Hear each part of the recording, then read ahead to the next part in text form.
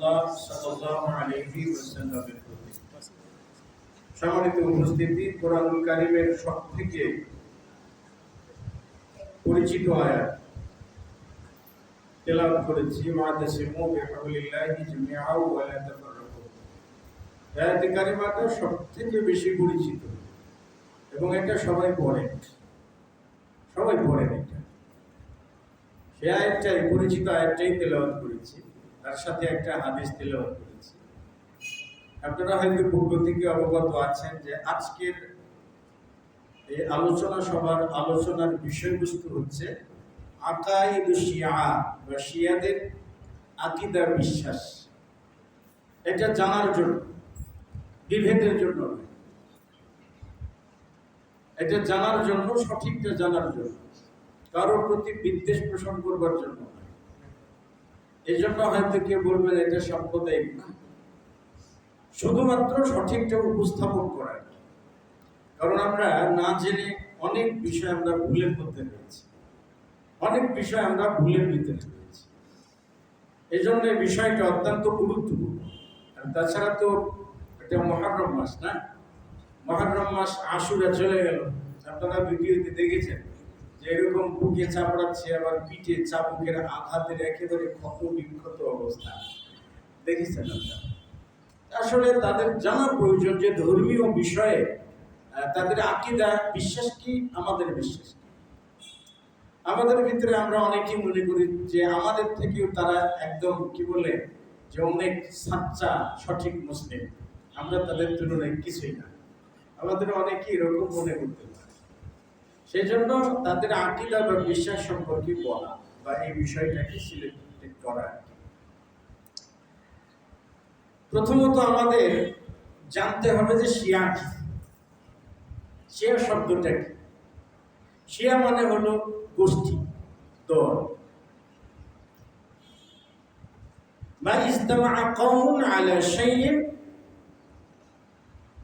ফাহিয়া শিয়া।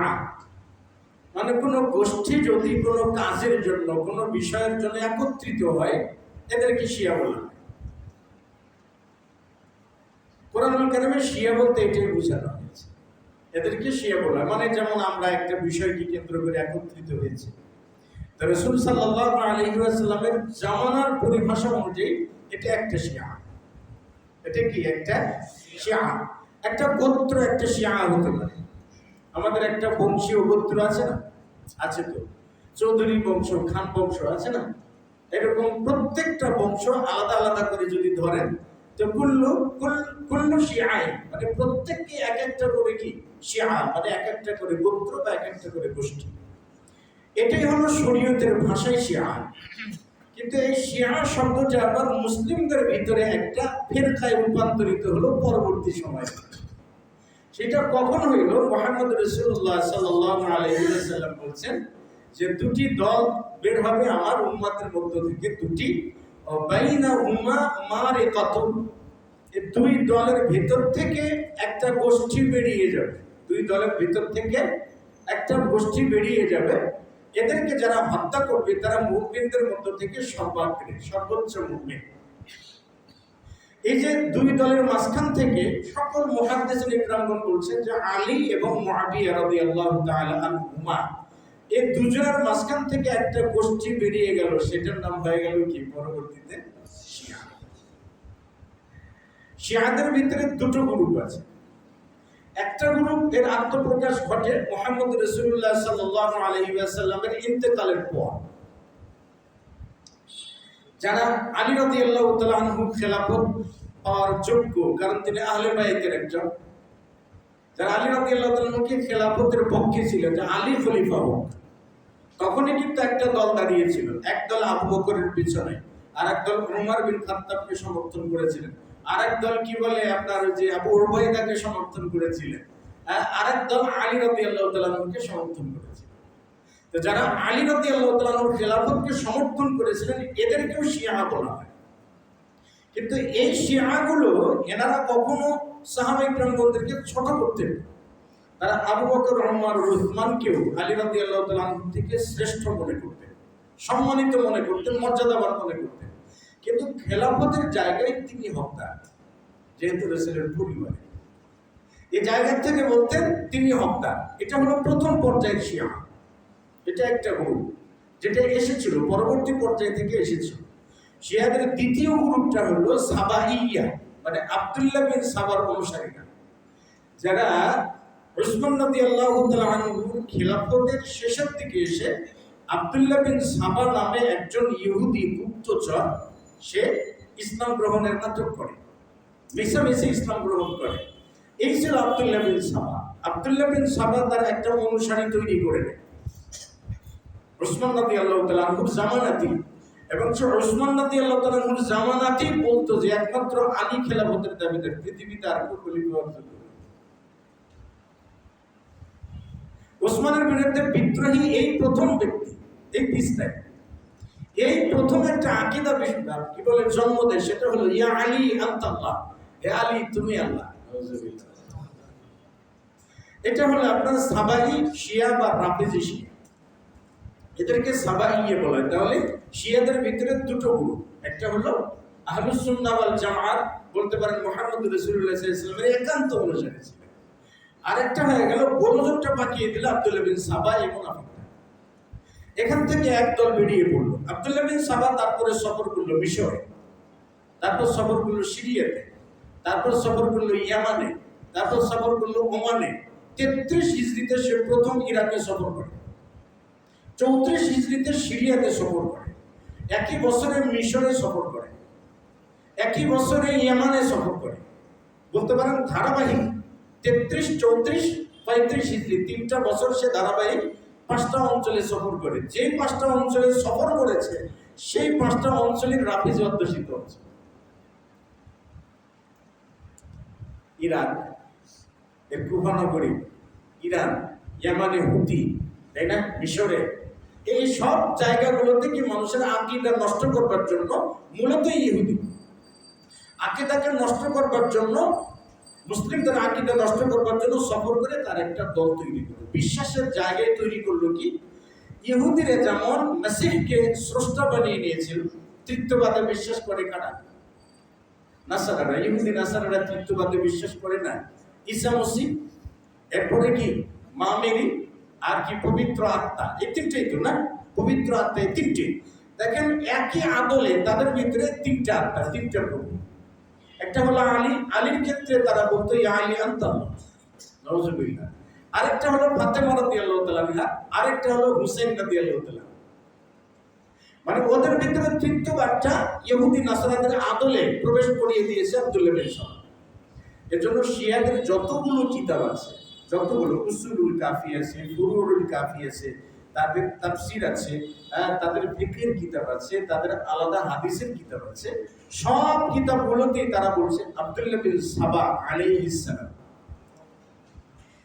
আপনি কি বলেন? আব্দুল্লাহ বিন সাবা লাআনাহুল্লাহ, তাই না? কিন্তু ওদের প্রত্যেকটা কিতাবে লেখা আছে কি আব্দুল্লাহ বিন সাবা আলাইহিস সালাম। এমনকি উমর বিন খাত্তাব রাদিয়াল্লাহু তাআলা আনহু রোমের বিরুদ্ধে অভিযানকালে, যে রুস্তম পারস্যের বিরুদ্ধে অভিযানকালে যে রুস্তম সেনাপতিকে প্রচার করেছিলেন, সেই রুস্তম তাদের এখনো পর্যন্ত ধর্মীয় আইডল। তাদের সেনাপতির প্রধানদেরকে তারা রুস্তম নাম রাখে, সন্তানদের নাম তারা রুস্তম রাখে, অথচ যে রুস্তম ছিল ইসলামের প্রকাশ্য শত্রু। তাইলে দাঁড়িয়ে গেল হলো শিয়াদের ভিতরে দুটো গ্রুপ, একটা হলো সাবাইয়া আব্দুল্লাহ বিন সাবার অনুসারী, আর একটা হলো প্রকৃতই রাসূল সাল্লাল্লাহু আলাইহি ওয়াসাল্লামের অনুসারী ছিলেন। আব্দুল্লাহ বিন সাবার অনুসারী যারা হয়েছে তাদের বক্তব্য অনুযায়ী 2-1 সাহাবী ছাড়া সমস্ত সাহাবী কাফের। আহলে বাইত ব্যতীত আর কেউ খেলাফতের হকদার নয়। এটা মোটা দাগে তাদের বিশ্বাস। বিশ্বাসগুলোর সামনে ধারাবাহিকভাবে তুলে ধরবো ইনশাআল্লাহ। এভাবে চলতে থাকে, চলতে চলতে চলতে চলতে 100 হিজরিতে খলিফা হিশামের সময়, 100 হিজরিতে খলিফা হিশামের সময় ওই যে যায়েদ বিন আলী বিন হাসান, যায়েদ বিন আলী বিন হুসাইন, বলতে পারেন যে হুসাইন রাদিয়াল্লাহু তাআলা আনহু ছেলের ছেলে, মানে তার নাতি যায়েদ, যিনি আলী রাদিয়াল্লাহু তাআলা আনহুর খেলাফতের দাবিদার ছিলেন, কিন্তু কখনো উসমান রাদিয়াল্লাহু তাআলা আনহুর উপরে আলীকে মর্যাদা দিতেন না। আবু বকর ওমরকে তো গালি কখনোই দিতেন না। তিনি সফর করলেন সিরিয়াতে, সিরিয়াতে একটা বিশাল জনসভায় তিনি ভাষণ দিচ্ছিলেন। এই যায়েদ বিন আলী বিন হুসাইন ভাষণ দিচ্ছিলেন। তখন সেখানকার যারা সাবাই শিয়া আছে তারা তাকে বললো যে আবু বকর এবং উমরকে লানত করতে, আপনি তাদের দুজনকে লানত করুন। কিন্তু যায়েদ বিন আলী বিন হুসাইন তিনি কি করলেন, ওয়া তারাহহাম আলাইহিমা, ওই দুইজনের উপরে আল্লাহর রহমত কামনা করলেন যে আল্লাহ তাদের প্রতি রহম করুন, তাদের প্রতি দয়া করুন, তারা আমার দাদার একেবারে অত্যন্ত কাছের অনুসারী ছিল, আমি তাদেরকে কখনো গালিগালাজ করতে পারবো না, লানত করতে পারবো না আমি তাদেরকে। এটা যখন বললেন তখন রাফাদা কওমুন, তখন যায়েদ বিন আলী বিন হুসাইনের অনুসারী থেকে একদল তার আনুগত্য ত্যাগ করে, একদল কি করে, তার আনুগত্য ত্যাগ করে। যেই দলটা আনুগত্য ত্যাগ করলো তাদেরকে যায়েদ বিন আলী বিন হুসাইন তিনি বললেন, কদ রাফাজতুমুনি, তোমরা আমার আনুগত্য পরিত্যাগই করলে। এই যে তিনি মুখ নিঃসৃত বাণী বলছেন রাফাজতুমুনি, এরা নিজেদের নাম রাখলো রাফেজি, এখান থেকে হলো রাফেজি। জায়েদের যারা অনুসারী ছিলেন তারা হয়ে গেল জাইদিয়া। এই জাইদিয়া এই রাফিজিরা কি করলো, পরবর্তীতে ফাতেমি খেলাফত কায়েম করে। এই রাফিজিরা মধ্যপ্রাচ্যে আপনার তিউনুস, মধ্য তিউনুসের অঞ্চলে, মধ্য আফ্রিকা, উত্তর আফ্রিকা, এই অঞ্চলগুলো মিশরের একটা অঞ্চল নিয়ে এরা ফাতেমি খেলাফত দাঁড় করে। রোবাইদুল্লাহ নামে একজন ব্যক্তি, যিনি শিয়াদের বিশেষ ইমাম মাহদি বলে দাবি করে মানুষকে বায়াত দিতে দিতে আপনার কি বলে 297 হিজরিতে সে একটা খেলাফত কায়েম করে, তার নাম হইল কি, ফাতেমি খেলাফত। এটা আপনার 567 হিজরি পর্যন্ত চলে। 567 হিজরিতে সালাউদ্দিন আইয়ুবী এটাকে সর্বপ্রথম ধ্বংস করে দেয়। এবং সালাউদ্দিন আইয়ুবী ইহুদ নাসারাকে ছাড়া, ইহুদ নাসারার দিকে মনোনিবেশ না করে আগে শিয়া খতম করেছে। তাকে বলা হয়েছিল যে আপনি মুসলমানদেরকে মারছেন কেন? তখন বলছে যে ইহুদ নাসারাদের থেকে সব থেকে বড় শত্রু শিয়া।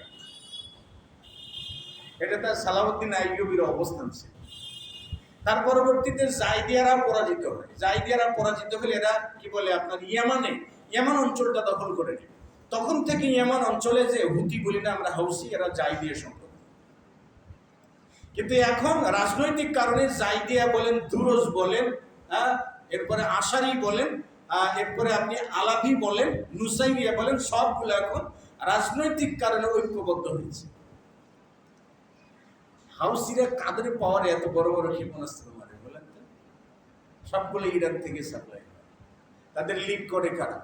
ইরানের কমান্ডাররা, সরাসরি কমান্ডাররা এসে এখানে লিড করে, তাদেরকে নেতৃত্ব দেয়। আপনি বলবেন যে তাদের জন্য দোয়া করেন না। হ্যাঁ, দোয়া করা দরকার, যদি পড়ে তো করবো, যদি দরকার না পড়ে তাহলে করবো। আচ্ছা, তাহলে এখানে শিয়াদের ভিতরে প্রথম রাসূল সাল্লাল্লাহু আলাইহি ওয়াসাল্লামের ইন্তেকালের পর একটা স্বচ্ছ শিয়া বেরিয়ে পড়ে, যারা আলীর খেলাফতের দাবি করত। তার পরবর্তীতে সাবাইয়া এসে যায়। সাবাইয়াদের ভেতর থেকে একদল বেরিয়ে পড়ে রাফেজিয়া শিয়া। রাফেজি জাইদিয়া দুটো ভাগ হয়ে যায়। এই রাফেজিয়া হলো রাফেজি থেকে ইসমাইলিয়া বাতিনিয়া, ইসনা আশারিয়া, যারা 12 ইমামপন্থী, 12 ইমামে বিশ্বাস করে। প্রথম ইমাম কে? হাসান। প্রথম ইমাম আলী রাদিয়াল্লাহু তাআলা আনহু, দ্বিতীয় ইমাম হাসান রাদিয়াল্লাহু তাআলা আনহু, তৃতীয় ইমাম হুসাইন রাদিয়াল্লাহু তাআলা আনহু, চতুর্থ ইমাম জয়নুল আবেদিন, পঞ্চম ইমাম ইমাম মুহাম্মদ বিন বাকের, ষষ্ঠ ইমাম ইমাম জাফর সাদিক। ইমাম জাফর সাদিকের ছেলে ইসমাইল, একটা ছিল ইসমাইল আর একটা ছিল মুসা কাজিম, আর একটা এক ইমাম মুসা কাজিম আর এক ইমাম ইসমাইল। ইসমাইলের নামে ইসমাইলিয়া বাতিনিয়া। হাসান আসকারি, সর্বশেষ ইমাম যেটা আছে হাসান আসকারি, তারা একটা দুর্গ রেখে দিয়েছে, বিশ্বাস যে হাসান আসকারি ইমাম মাহাদি হয়ে এই সুরঙ্গের ভিতরে ঢুকে পড়েছে, আর কখনো বের হয় নাই, ইমাম মাহাদি হয়ে বের হয়। ওটার জন্য তারা অপেক্ষা করছে, ওখানে তারা ইমাম মাহাদি পেয়ে গেছে। আমাদের দেশে কিছু ভাইরা কি বলছে, যে ইমাম মাহাদির কথা বলছে, যে ইমাম মাহাদি আমাদের দেশে অমুক দলের ভিতর থেকে আসবে, একেবারে নির্দিষ্ট করে বলছে যে অমুক দলের ভিতর থেকে আসবে। বিশ্বাস কোন জায়গা থেকে এসে জানেন? ইমাম মাহাদিকে চিনবেন কারা? আরবরা। কখন চিনবেন? হজের সময় চিনবেন। ইমাম মাহাদি হজ করতে যাবেন কোত্থেকে? কে বলে আপনার সিরিয়া থেকে, শাম থেকে হজ করতে যাবেন। শাম থেকে হজ করতে যাবেন, সেখানে চিনবেন আরবের ওলামা ইকরামগণ। আর আমাদের বাংলাদেশের মুজাহিদরা বলে যে অমুক দলের মধ্য থেকে বলে নাকি ইমাম মাহাদি। আজব আকীদা, দেখেছেন বিভ্রান্তি কতটা নিম্ন জায়গাতে পৌঁছে গেছে। ইমাম মাহদী কিন্তু শরীয়তের একটা অংশ, কারণ তিনি আসবেন, যুদ্ধ করবেন, কুস্তুনতুনিয়া বিজয় করবেন, রোম বিজয় করবেন। যুদ্ধ করতে করতে তিনি যখন ক্লান্ত হয়ে পড়বেন, তখন তার সহায়ক হিসাবে আসবেন কে? ঈসা আলাইহিস সালাতু ওয়াস সালাম। ঈসা কি বাংলা ভাষায় কথা বলে? মুক্তিযুদ্ধের সময় সাহায্য করছি যে আপনি বাংলাদেশে বিজয় বেড়ান। আচ্ছা, যাই হোক, তাহলে শিয়া, এখনকার বাজারে যে শিয়াগুলো আছে, ইরানি শিয়াটা হলো ইসমাইলিয়া বাতিনিয়া শিয়া। ইরানি শিয়ারা কি ইসমাইলিয়া বাতিনিয়া রাফেজি শিয়া। সিরিয়ার যে শিয়া ছিল বাশার আল আসাদ, এদেরকে বলা হয় আলাভি শিয়া, এদেরকে আবার বলা হয় নুসাইরিয়া, এরা ইসমাইলিয়া বাতিনিয়া শিয়া। আর ইয়ামানের যে শিয়া আছে সেটা হলো হাউসি শিয়া, এদেরকে বলা হয় জাইদিয়া শিয়া। কিন্তু আকীদাগত এখন সবাই কি হয়ে গেছে? এক হয়ে গেছে। মুসলিম মিল্লাতের কোনো কাজে আসে নাই, জন্মলগ্ন থেকে এ পর্যন্ত মুসলিম মিল্লাতের কোনো কাজে আসে নাই। প্রত্যেকটা দিনের ইতিহাস খুলে আপনাদেরকে দিতে হবে, আপনার আবেগ কমতে হবে, আবেগের জায়গা থেকে নিরপেক্ষ বিচারে আসতে হবে। আসুন তাদের ধর্মীয় বিশ্বাসটা কি, তার আগে বলি যে আমাদের ধর্মীয় বিশ্বাসটা কি বলেন তো। ঈমান কাকে বলে? মুহাম্মদ রাসূলুল্লাহ সাল্লাল্লাহু আলাইহি ওয়াসাল্লামকে জিবরিল আলাইহিস সালাতু ওয়াসাল্লাম জিজ্ঞেস করেছিলেন যে ইয়া রাসূলুল্লাহ আখবিরনি আনিল ঈমান, হে রাসূল আপনি আমাকে ঈমান সম্পর্কে বলুন। কে বলছেন? জিবরাইল বলছেন, আমাকে ঈমান সম্পর্কে বলুন। নবী মুহাম্মদ রাসূলুল্লাহ সাল্লাল্লাহু আলাইহি ওয়াসাল্লাম বলেন আল ঈমানু আন তুমিনা বিল্লাহ, ঈমান কি? আল্লাহ তাআলার প্রতি বিশ্বাস স্থাপন করা। তারপর কি? ওয়া মালাইকাতিহি, তার ফেরেশতাদের প্রতি বিশ্বাস স্থাপন করা। ওয়া কুতুবিহি, তার কিতাবগুলোর প্রতি বিশ্বাস স্থাপন করা। ওয়া রুসুলিহি, তার রাসূলগণদের প্রতি বিশ্বাস স্থাপন করা। এরপরে কি? ওয়াল ইয়াউমিল আখির, কিয়ামত দিবসের প্রতি বিশ্বাস স্থাপন করা। এরপরে কি? ওয়াল কদরি খাইরিহি ওয়া শাররিহি, ভাগ্যের ভালো মন্দের প্রতি বিশ্বাস স্থাপন করা। এর নাম কি? ঈমান, তাই না? এর নাম কি? ঈমান। তার মানে ঈমানের রুকুন কয়টা? 6টা। 6টা রুকুনের ভিতরে কোনো ব্যক্তি যদি কোনো একটা রুকুনকে অস্বীকার করে, তাকে কি ঈমানদার বলা যাবে? তার জন্য দোয়া করা যাবে? মাগফিরাত কামনা করা যাবে? তার জন্য সাহায্যের আবেদন করা যাবে আল্লাহ তাআলার কাছে? যাবে না। এবারে আসুন ঈমানের রুকুন কয়টা? 6টা। এই 6টা রুকুন বিশ্লেষণ করি আগে, তাদের 6টা রুকুন কি কি, তাই না? তাদের 6টা রুকুন কি? প্রথম আল ঈমানু বিল্লাহ, আল্লাহ তাআলার প্রতি বিশ্বাস স্থাপন করা। এটা হলো কি? প্রথম। আল্লাহ তাআলার প্রতি বিশ্বাস স্থাপন করা বলতে কি বোঝায়? আল্লাহ তাআলার অস্তিত্বে বিশ্বাস স্থাপন করা, তাই না? আল্লাহ তাআলার অস্তিত্বে বিশ্বাস স্থাপন করা। 2 নম্বর কি? আল্লাহ তাআলার রব, তাই না? তিনি প্রতিপালক, সেই হিসেবে তার প্রতি কি করা? বিশ্বাস স্থাপন করা। 3 নম্বর বিল উলুহিয়া, আল্লাহ তাআলা একমাত্র মাবুদ, এটার প্রতি বিশ্বাস স্থাপন করা। 4 আসমাই ওয়াস সিফাত, আল্লাহ তাআলার নাম এবং গুণাবলীতে কি করা? বিশ্বাস স্থাপন করা। বিশ্বাসের 4টা স্তর আছে। আল্লাহ তাআলার অস্তিত্বের প্রতি বিশ্বাস স্থাপন করা, তার মানে আল্লাহ তাআলার অস্তিত্ব, তাওহীদ যদি আপনার ভিতরে না থাকে, তাহলে আপনার কোনো আমল কবুল হওয়ার কোনো সম্ভাবনা নাই। এটা আমরা বিশ্বাস করি, তাই না?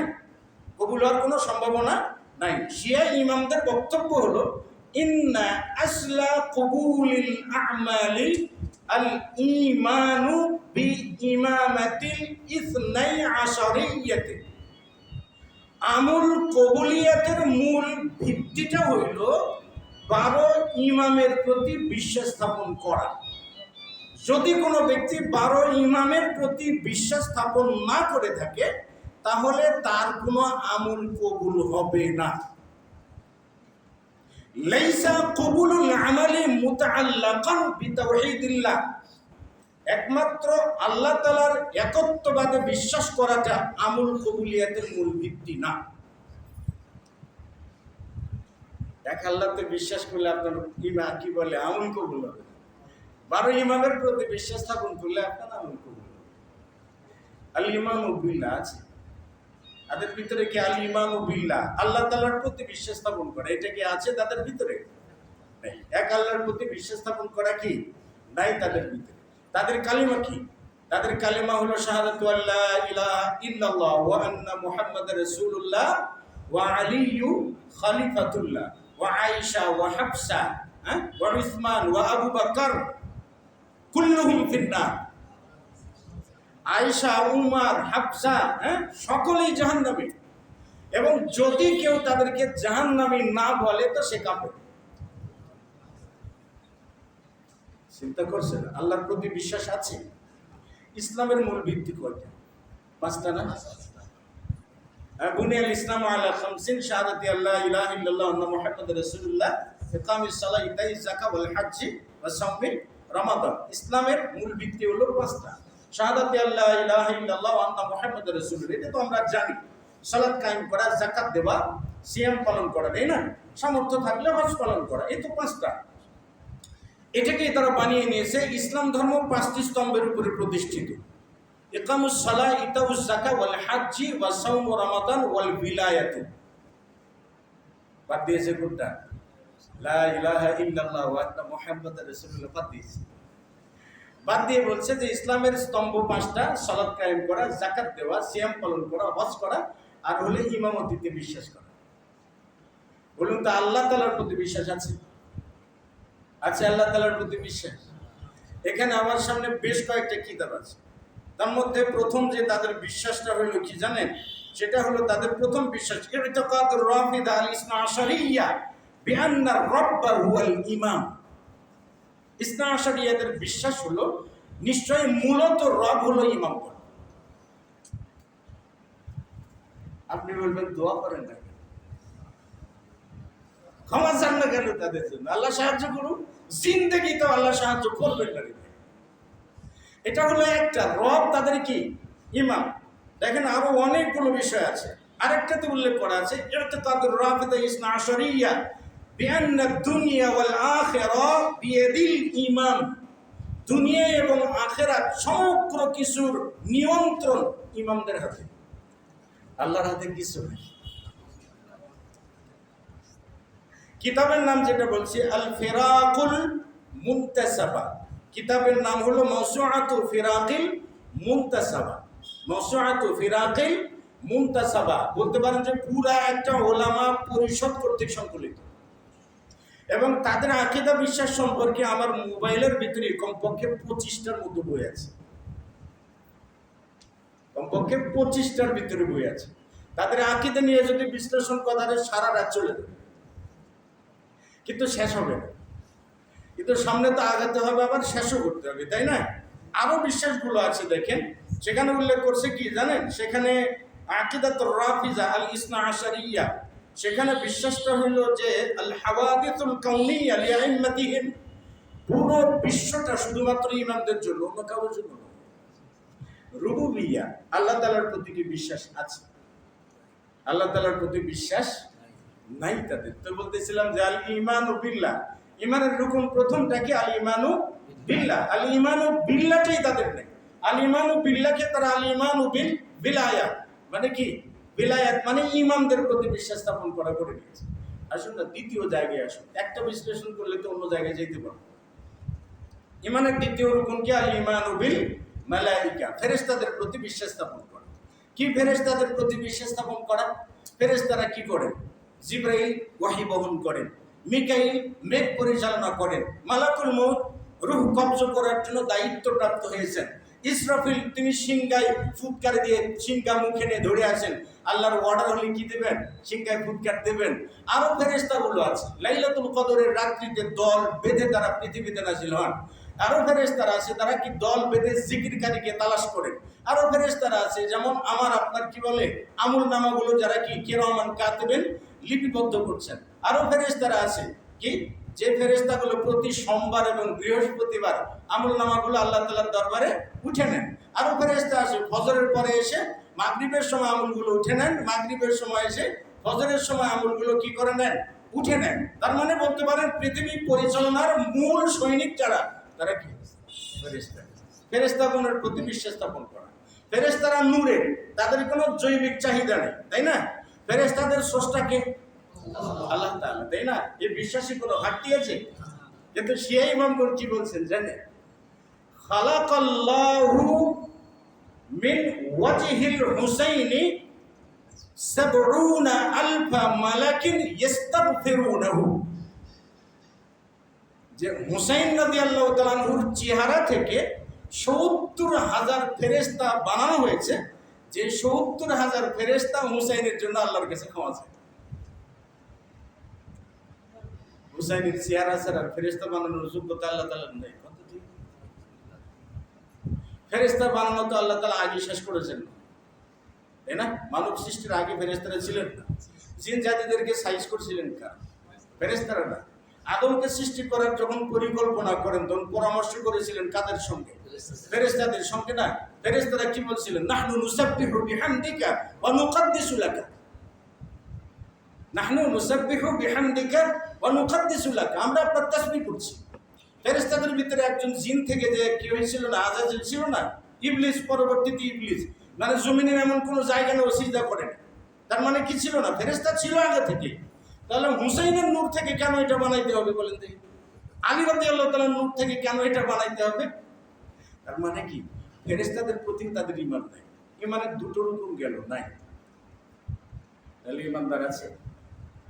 এবারে 3 নম্বর রকম থেকে আল ঈমানু বিল্লাহি ওয়া মালাইকাতিহি ওয়া কুতুবিহি, কিতাবগুলোর প্রতি বিশ্বাস স্থাপন করা। কিতাব কি? আসমানি কিতাবের ভিতরে তাওরাত, ইনজিল, জাবুর এবং সর্বশেষ কোরআনুল কারীম, এই 4টা প্রসিদ্ধ কিতাব। 4টার বাইরে আরো নাম না জানা অনেকগুলো সহিফা আছে, যেমন সুহুফি ইব্রাহিম ওয়া মূসা, তাই না? ইব্রাহিম আলাইহিস সালাতু ওয়াস সালামের সহিফা, যেগুলো আমরা জানি না। জানা অজানা অনেকগুলো পুস্তিকা, অনেকগুলো নির্দেশনা আল্লাহ তাআলার পক্ষ থেকে এসছে, আসমান থেকে কি হয়েছে? নাজিল হয়েছে। সর্বশেষ কিতাব মুহাম্মদ রাসূলুল্লাহ সাল্লাল্লাহু আলাইহি ওয়াসাল্লামের কাছে নাজিল হয়েছিলেন সমগ্র উম্মতের জন্য, তাই না? শিয়াদের এই বিশ্বাসটা হলো কি জানেন? যে ইনদা আইম্মাতিহিম জামিউল কুতুবি মাওজুদুন, শিয়া ইমামদের কাছে সমগ্র কিতাবগুলো মওজুদ রয়েছে। মানে যে সহিফাগুলোর নাম আপনি জানেন আর না জানেন, সবগুলো তাদের কাছে মওজুদ আছে। কিতাবগুলোর মধ্য থেকে কোরআনুল কারীম সর্বশেষ কিতাব না, এতে কি ভুল আছে? ডক্টর স্ট্রংগাস তিনি বলছেন কি জানেন? যে পৃথিবীতে একটা মাত্রই লেটেস্ট কিতাব রয়েছে যার কোনো পরিবর্তন হয় নাই, সেটা হলো কি? কোরআনুল কারীম। স্বামী বিবেকানন্দ বলছেন কি জানেন? যে বেদ পুরাণের জামানা চলে গেছে, বেদ পুরাণ দিয়ে পৃথিবী শাসন করা সম্ভব নয়। আপনারা নিজেরাও জানেন যে খিচুড়ি মার্কা একটা জিনিস। আমরা কথা কথা বলি না মহাভারত কি অশুদ্ধ হয়ে গেল? আচ্ছা, মহাভারত কখন শুদ্ধ ছিল বলেন? হ্যাঁ, কখনো কি শুদ্ধ ছিল? ওইটা জিন্দেগি তো জন্মের পর থেকে তো শুদ্ধ ছিল না। ওরা লিখেছে ইংরেজরা। এসব যাই হোক, তাহলে সর্বশেষ গ্রন্থ স্বামী বিবেকানন্দ বলছে পৃথিবী পরিচালনার জন্য বেদ পুরাণের জামানা চলে গেছে, এটা দিয়ে পৃথিবী পরিচালনা সম্ভব নয়। পৃথিবী শাসন করার জন্য একটা মাত্র কিতাব অবিকৃত অবস্থায় আছে, সেটা হলো কোরআনুল কারীম। এ ব্যতীত আর কোনো কিতাব নেই। এটা মুজিজা। এই কিতাব সম্পর্কে তাদের বিশ্বাস কি জানে? শিয়াদের বিশ্বাস কি জানে? শিয়াদের ভিতরে ইমাম জাফর সাদিক ষষ্ঠ ইমাম। ইমাম জাফর সাদিক কিন্তু ইমাম আবু হানিফা রাহিমাহুল্লাহর পালক পিতা ছিলেন। কি ছিলেন? পালক পিতা ছিলেন, মানে নু'মান বিন সাবিত, তাই না? উনি যখন ইন্তেকাল করেন তখন আবু হানিফা রাহিমাহুল্লাহ ছোট ছিলেন। তার মা তাকে নিয়ে ইমাম জাফর সাদিকের সঙ্গে বিয়ে বন্ধনে আবদ্ধ হয়। তবে আনন্দের বিষয় হলো কি জানেন? শিয়া পরিবারে বড় হয়েও ইমাম আবু হানিফা রাহিমাহুল্লাহ কখনো শিয়া আদর্শকে গ্রহণ করেন নাই। আলহামদুলিল্লাহ, তিনি কি আহলুস সুন্নাহ ওয়াল জামাআত একান্ত অনুসারী ছিলেন। হাদিসের উপস্থিতি তার কাছে না থাকার কারণে মাসআলা মাসাইলে কি হয়েছে? একটু এদিক সেদিক হয়েছে। এর জন্য কাজী ইউসুফকে বলছেন আমার মাসালা লিখবা না, আমি যে ফতোয়া দেই লিখবা না। সকাল একটা বলি, বিকেল আরেকটা বলি। তাহলে তার কি দোষ আছে? কোনো দোষ আছে? তিনি বলছেন ইদা সাহাল হাদিস ফাহুয়া মাযহাবি, যখন বিশুদ্ধ হাদিস পাওয়া যাবে ওটাই আমার মাযহাব, ওটাই আমার মাযহাব। তার মানে কি? তিনি ক্লিয়ার, নিজের জায়গা থেকে কি ক্লিয়ার, একেবারে স্পষ্ট থেকে। তাহলে দেখেন, তারপরে তিনি আহলুস সুন্নাহ ওয়াল জামাআতের কি ছিলেন? অনুসারী ছিলেন। তাহলে কোরআনটা নির্ভুল। শিয়া ইমামদের বক্তব্য ইমাম জাফর সাদিক বলছেন কি জানেন? ইমাম জাফর সাদিক বলছেন তার রেফারেন্সে তাদের কিতাবগুলোতে উল্লেখ করা আছে, সেখানে উল্লেখ করা আছে যে বাআসাল্লাহু বিল ওয়াহি জিবরিল আলাইহিস সালাতু ওয়াস সালাম ইলা আলী ইবনে আবি তালিব আল্লাহ তাআলা ওহী নিয়ে জিবরাইলকে আলী বিন আবু তালিবের কাছে প্রেরণ করেছিলেন। ফাগালাতা, সে গলত করে দিয়েছে, ভুল করে ফেলেছে। এবার ভুল করে জিবরাইল এসে মুহাম্মদ রাসূলুল্লাহর কাছে ওহী নাযিল করেছে। এই যে 10 মুহররম হয়েছে না, জিবরাইলের শিরচ্ছেদ করেছে তারা। বেটা তোর জন্য আলী নবী হইতে পারে। আচ্ছা বলেন তো, তাইলে কোরআনের প্রতি বিশ্বাস আছে? ফেরেশতাদের প্রতি বিশ্বাস আছে? কিতাবের প্রতি বিশ্বাস আছে? কোন বিশ্বাস আছে তাদের? বিশ্বাস নাই। ইমানের রুকুন কিন্তু 6টা, তার মধ্যে 3টা। জাফর সাদিক বলছেন, তাকে আবু আব্দুল্লাহ নামে বলা হয়। জাফর সাদিক বলছেন যে আমি আলী রাদিয়াল্লাহু তাআলার সঙ্গে সাক্ষাৎ করলাম। সাক্ষাৎ করে তাকে বললাম যে আমাদের মাঝে যে কোরআনটা আছে এটা কি সঠিক? আলী রাদিয়াল্লাহু তাআলা বললেন না, না, এটা সঠিক না। তাহলে কি হয়েছে তাতে? বলে মূল কোরআন যেটা আছে সেটা কি করে দেওয়া হয়েছে? সেটা পরিবর্তন করে দেওয়া হয়েছে। মূল কোরআনের ভিতরে কুরাইশের ৭০ জন নেতার নাম আছে, তাদের পিতৃপুরুষদের নাম আছে, সেটাকে বিলুপ্ত করে দেওয়া হয়েছে। কাজে এই কোরআনটা সঠিক কোরআন। এবং জাফর সাদিকের জন্ম কত সালে? একটু হিসাব করে দেখেন যে হুসাইন রাদিয়াল্লাহু তাআলা শাহাদাত বরণ করে কখন? ৬১ হিজরিতে। তার ছেলে ছিল কি? জয়নুল আবেদিন। জয়নুল আবেদিনের ছেলে ছিল কে? ইমাম মোহাম্মদ বিন বাকের, মোহাম্মদ বাকের। তার ছেলে ছিল মুসা কাজিম। মুসা কাজিমের ছেলে হলো জাফর সাদিক। অনেক চিন্তা করছেন। হে আলী রাদিয়াল্লাহু তাআলা কে দেখলো কেমন? অবশ্য আলী রাদিয়াল্লাহু তাআলা বলছে এই কোরআন নাকি সঠিক কোরআন। বুঝতে পেরেছেন তো?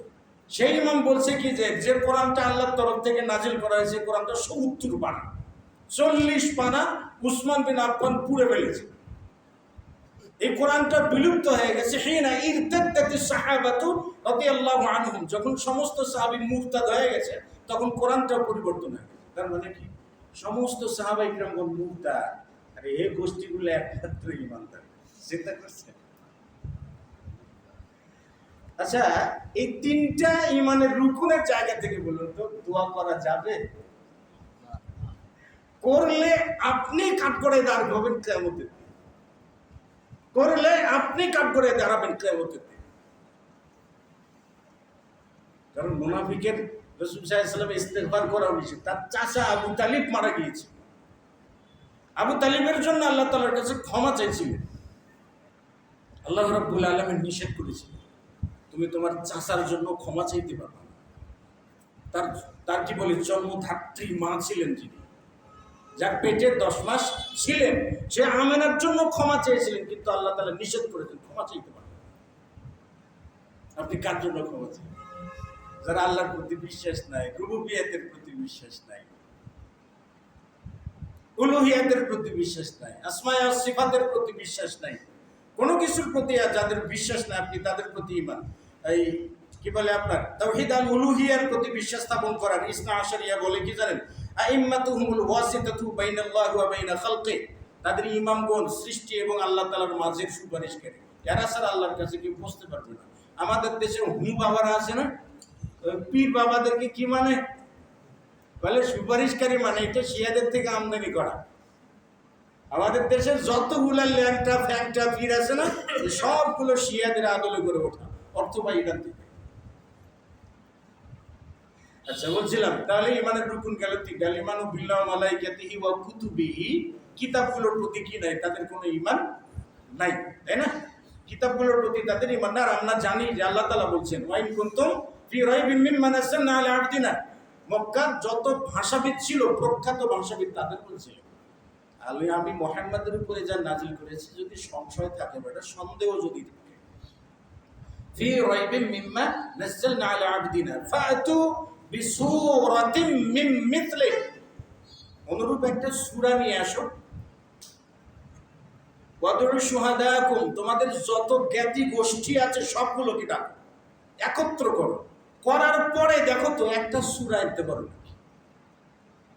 আরবের বিখ্যাত ভাষাবিদ একত্র হয়েও যখন লিখতে না পেরেছে, তখন কাবার গেলাফে লিখে দিয়েছি, কাবার দেওয়ালে লাইসা হাযা কালামুল বাশার, এটা মানুষের কথা নয়। তারা তো ভাষাবিদ। পারস্য বসে থেকে তোমরা আরবি ভাষার কি বুঝবে বলেন তো দেখি? পারস্য বসে থেকে তারা আরবি ভাষার কি বুঝে? কুফায় বসে থেকে তারা আরবি ভাষা কি? তাহলে কোরআনুল কারীম তো এখন তো সব জায়গাতেই সমাদৃত যে কোরআনুল কারীম অবিকৃত একটা গ্রন্থ। ইহুদ নাসরাতের মুসলিমরা টার্গেট করছে কেন জানেন? তাদের ধর্মগ্রন্থটা অবিকৃত, এখনো পর্যন্ত বিকৃত করা যায় না। কেন জানেন? লক্ষাধিক হাফেজ, লক্ষ লক্ষ, আপনি বাংলাদেশে কয়েক লক্ষ হাফেজ খুঁজে পাবেন যারা এক বৈঠকে আপনাকে পুরা কোরআন তেলাওয়াত করে শুনে দেবে। পৃথিবীতে এমন কোনো ধর্মগ্রন্থ। আপনারা একটা বই, যারা তো মোবাইল ইউজ করেন না, যারা কি বলে আপনারা যে অ্যান্ড্রয়েড সেট ব্যবহার করেন না, আপনারা গুগলে সার্চ দিবেন ইরানি ইনকিলাব বই PDF। আমি তো বই পেয়েছিলাম মদিনা পাবলিকেশনস কর্তৃক প্রকাশিত। হয়তো এখন প্রকাশ হয় না, কারণ আমাদের দেশে শিয়া প্রেমী বেড়ে গেছে, ঠিক আছে? এই জন্য এটা হয়তো প্রকাশ পায় না। এই জন্য গুগলে ঢুকবেন, ইরানি ইনকিলাব, এই বইটা পড়বেন। বর্তমান রানিং যে খমিনি আছে না, এই খমিনির বিশ্বাস হলো কোরআনুল কারীম তাহরিফ হয়েছে। এর ভিতরে সূরা বিলায়াত আছে, মুরতাদ সাহেবের নষ্ট করে দিয়েছে। আপনারা কোরআন সম্পর্কে পুরো ডিটেলস ওখানে কমপক্ষে অল্প পরিসরে হলেও পেয়ে যাবেন, ইরানি ইনকিলাব বাংলাতে। আপনারা সার্চ দিয়ে এটা পড়েন, তাহলে কিতাবগুলোর প্রতি তাদের বিশ্বাস। তাহলে আল ঈমানু বিল্লাহি ওয়া মালাইকাতিহি ওয়া কুতুবিহি ওয়া রুসুলিহি, রাসূলগণদের প্রতি বিশ্বাস স্থাপন করা। মুহাম্মদ রাসূলুল্লাহকে রাসূলদের একজন নন, মুসা আলাইহিস সালাতু ওয়াস সালাম রাসূলদের একজন নন, রিসালাত প্রাপ্ত, আলাদা রিসালাত প্রাপ্ত নয়। রাসূল এবং নবী কাকে বলে? রাসূল হলো তিনি যিনি রিসালাত পেয়েছেন। আলাদা কি পেয়েছেন? নতুন করে রিসালাত পেয়েছেন। আর নবী যিনি আলাদা কোনো রিসালাত পান নাই, রাসূলের দাবি দাওয়াটাকে প্রচার করে দেবার দায়িত্ব পেয়েছেন। যেমন মুসা আলাইহিস সালাতু ওয়াস সালাম নবীও ছিলেন, রাসূলও ছিলেন। তার জামানাতে কি ছিল? হারুন আলাইহিস সালাতু ওয়াস সালাম ছিলেন, তিনি কি নবী ছিলেন, রাসূল ছিলেন না। কারণ রিসালাত কার উপরে এসেছিল? মুসা আলাইহিস সালাতু ওয়াস সালামের উপরে এসেছিল, হারুনের উপরে নয়। এজন্য হারুন কি ছিলেন? নবী ছিলেন। আর মুসা আলাইহিস সালাতু ওয়াস সালাম নবী এবং রাসূল দুটোই ছিলেন। তাহলে ঈমানু বির রাসূল, ঈমানের রুকুনের গুরুত্বপূর্ণ একটা রুকুন। আল্লাহ রাব্বুল আলামিন নবী মুহাম্মদ রাসূলুল্লাহ সাল্লাল্লাহু আলাইহি ওয়াসাল্লামের ব্যাপারে কি বলছেন? ইন্না ফাতাহনা লাকা ফাতহাম মুবিনা, তাই না? লিয়াগফিরা লাকা আল্লাহু মা তাকদ্দামা মিন যামবিকা ওয়া মা তাআখার। আল্লাহ তাআলা তোমার আগে এবং পরের গুনাহ মাফ করে দিয়েছেন। সমস্ত আম্বিয়া ইকরামগণ দ্বীনি দাওয়ার ক্ষেত্রে কি তারা মাসুম, তারা কি নিষ্পাপ। দ্বীনি দাওয়া রিসালাত মানুষের কাছে পৌঁছে দেওয়ার ক্ষেত্রে কি তারা নিষ্পাপ। ব্যক্তি জীবনে মানবীয় দুর্বলতার জায়গা থেকে কিছুটা ভুলভ্রান্তি হয়েছে, সেটা আল্লাহ তাআলার পক্ষ থেকে করে নিয়েছেন শরীয়তের বিধান দেওয়ার জন্য। যেমন মুহাম্মদ রাসূলুল্লাহ সাল্লাল্লাহু আলাইহি ওয়াসাল্লাম একবার সালাত করছেন, 3 রাকাত পরে সালাম ফিরেছেন। আব্দুল্লাহ বিন ওয়াজিদিন বলেন, ইয়া রাসূলুল্লাহ, সালাত কি আকুসিরাতিস সালাতু আম নাসিতা, সালাত কম করা হয়েছে নাকি আপনি ভুলে গেছেন? নবী সাল্লাল্লাহু আলাইহি ওয়াসাল্লাম আবু বকরকে বলেন, কি ঠিক বলছে? উমরকে বলেন, কি ঠিক বলছে? বলে না। তখন নবী সাল্লাল্লাহু আলাইহি ওয়াসাল্লাম আরেক রাকাত সালাত করে সাহসী দিলেন। তার মানে নবী সাল্লাল্লাহু আলাইহি ওয়াসাল্লাম কি ছিলেন? মানুষ ছিলেন। তার ভুলটা হওয়া কি জন্য? আমার আপনার সালাতে যদি ভুল হয়, কম করে বললে আমার বিধান কি হবে? এই বিধানটা দেবার জন্য কি তাকে ভুল করে নিয়েছে, তাই না? তো বিধান আসার জন্য। কিন্তু শিয়া ইমামদের বক্তব্য হলো ওয়াল আম্বিয়াউ লাইসু মাসুমিন, নবীগণ নিষ্পাপ নন।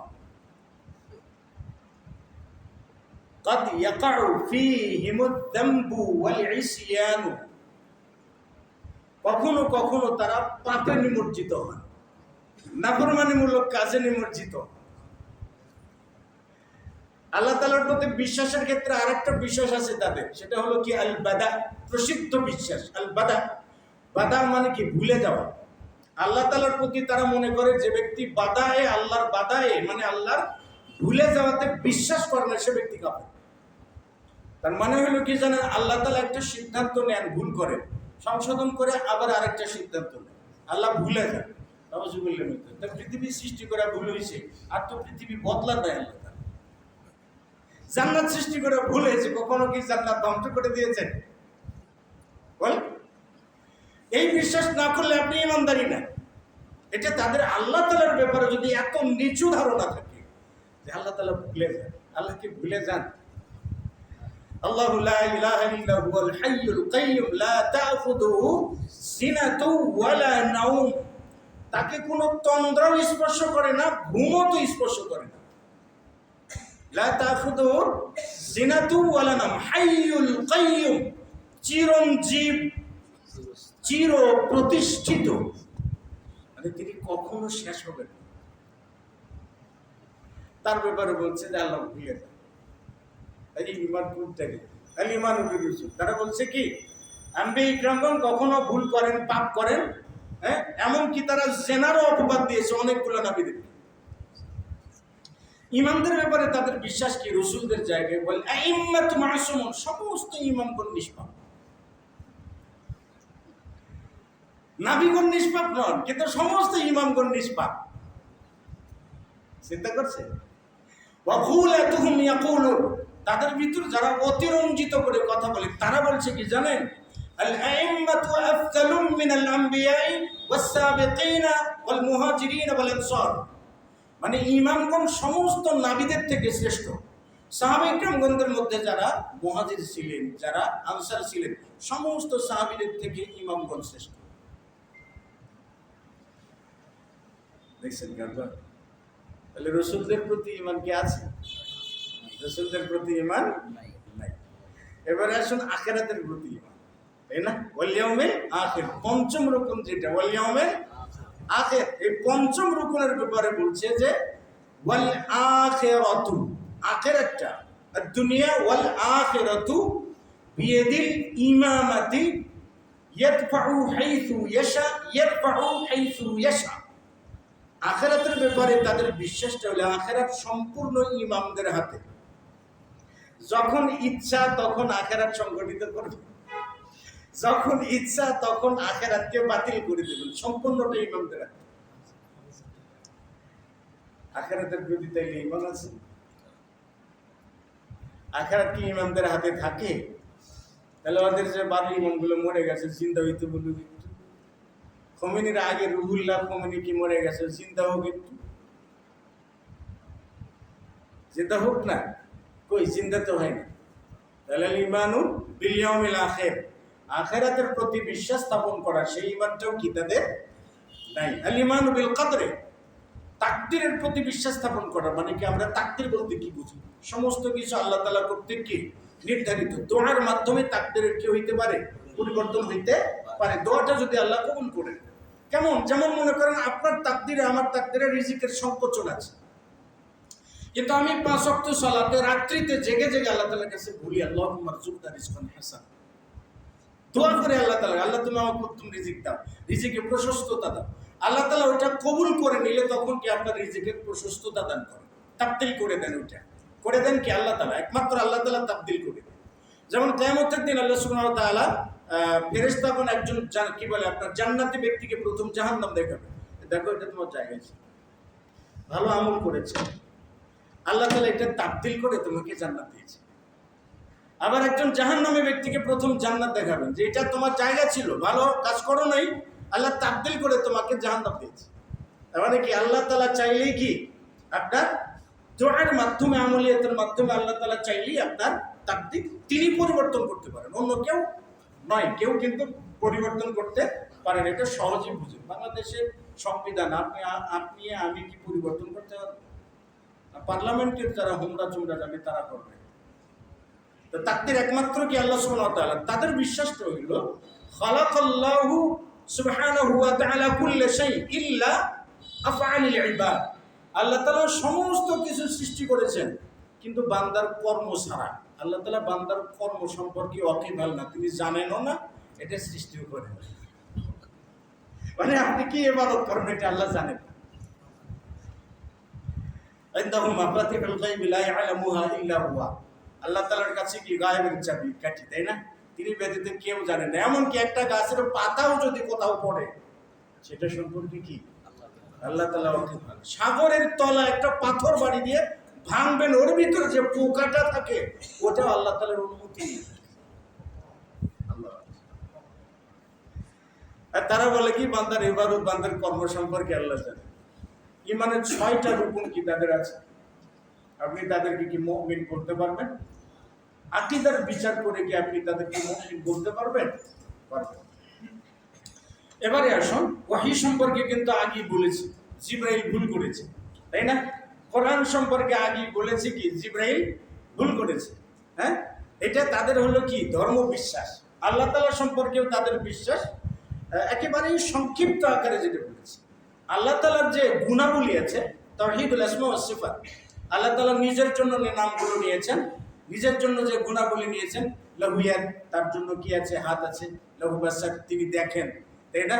লাহু সাম, তার শ্রবণ শক্তি আছে, তিনি শোনেন। এই সবগুলো গুণাবলী কি আছে? জাহান্নামে তিনি পা নেবে দেবেন, জাহান্নাম কি বলবে? হাল মিন মাজিদ, আরো কিছু আছে? আল্লাহ দিতেই থাকবেন, কিন্তু বলবে কি হাল মিন মাজিদ? আল্লাহ কি করবেন? বাম পাটা নেমে দেবেন। জাহান্নাম তখন কি বলবে? কাক কাক, তাই না? কিয়ামতের দিন আল্লাহ তাআলা পায়ের গোড়ালিকে উন্মুক্ত করে দিবেন। ইয়াউমা ইয়াকশাফু আন সাকিন ওয়া ইউদআউনা ইলা সুজুদ, সিজদার প্রতি আহ্বান করবেন। দুনিয়াতে যারা সিজদা করেন নাই তারা কি করতে পারবেন না? সিজদা করতে পারবেন না। একই অবস্থায় কি দাঁড়িয়ে থাকবে, মা কি বলে আপনার মাজা পাকা করতে পারবে না। এই তো, তাই না? তাহলে আল্লাহ তাআলার কি আছে? গুণাবলী আছে। আর শিয়াদের বক্তব্য হলো ইন্না লিল্লাহি লাইসা লাহু ইয়াদুন, তার জন্য কোনো হাত নাই, তার জন্য কোনো দৃষ্টিশক্তি নাই, তার জন্য কোনো পা নাই, তার জন্য কোনো সিফাত গুণাবলী কোনো কিছুই নাই। দুর্ভাগ্যক্রমে রে বাবা, সেটা প্রত্যেকে পারস্য থেকে ঢুকলো খোরাসানে। খোরাসানের জাহমিয়ারা ওই বিশ্বাসটা গ্রহণ করে নিল। জাহমিয়াদের বিশ্বাসটা পশ্চিম ইন্ডিয়া সীমান্ত দিয়ে বাংলাদেশে হুড়ুর করে ঢুকে পড়েছে। আর বাংলাদেশের হুজুরেরা বলে কি আল্লাহ তাআলা নিরাকার।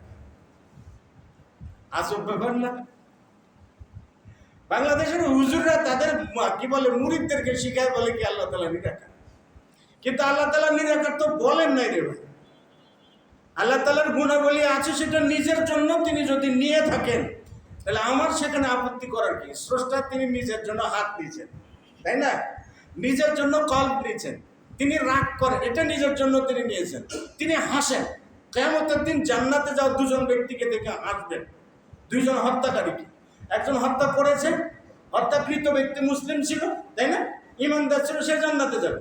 হত্যাকারী পরবর্তীতে তাওবা করে মুমিন হয়েছে, ও ব্যক্তিও জান্নাতে যাবে। এই দুজনকে দেখে আল্লাহ তাআলা হাসবেন। তা আল্লাহ তাআলা কি করেন? হাসেন, রাগ করেন, তাই না?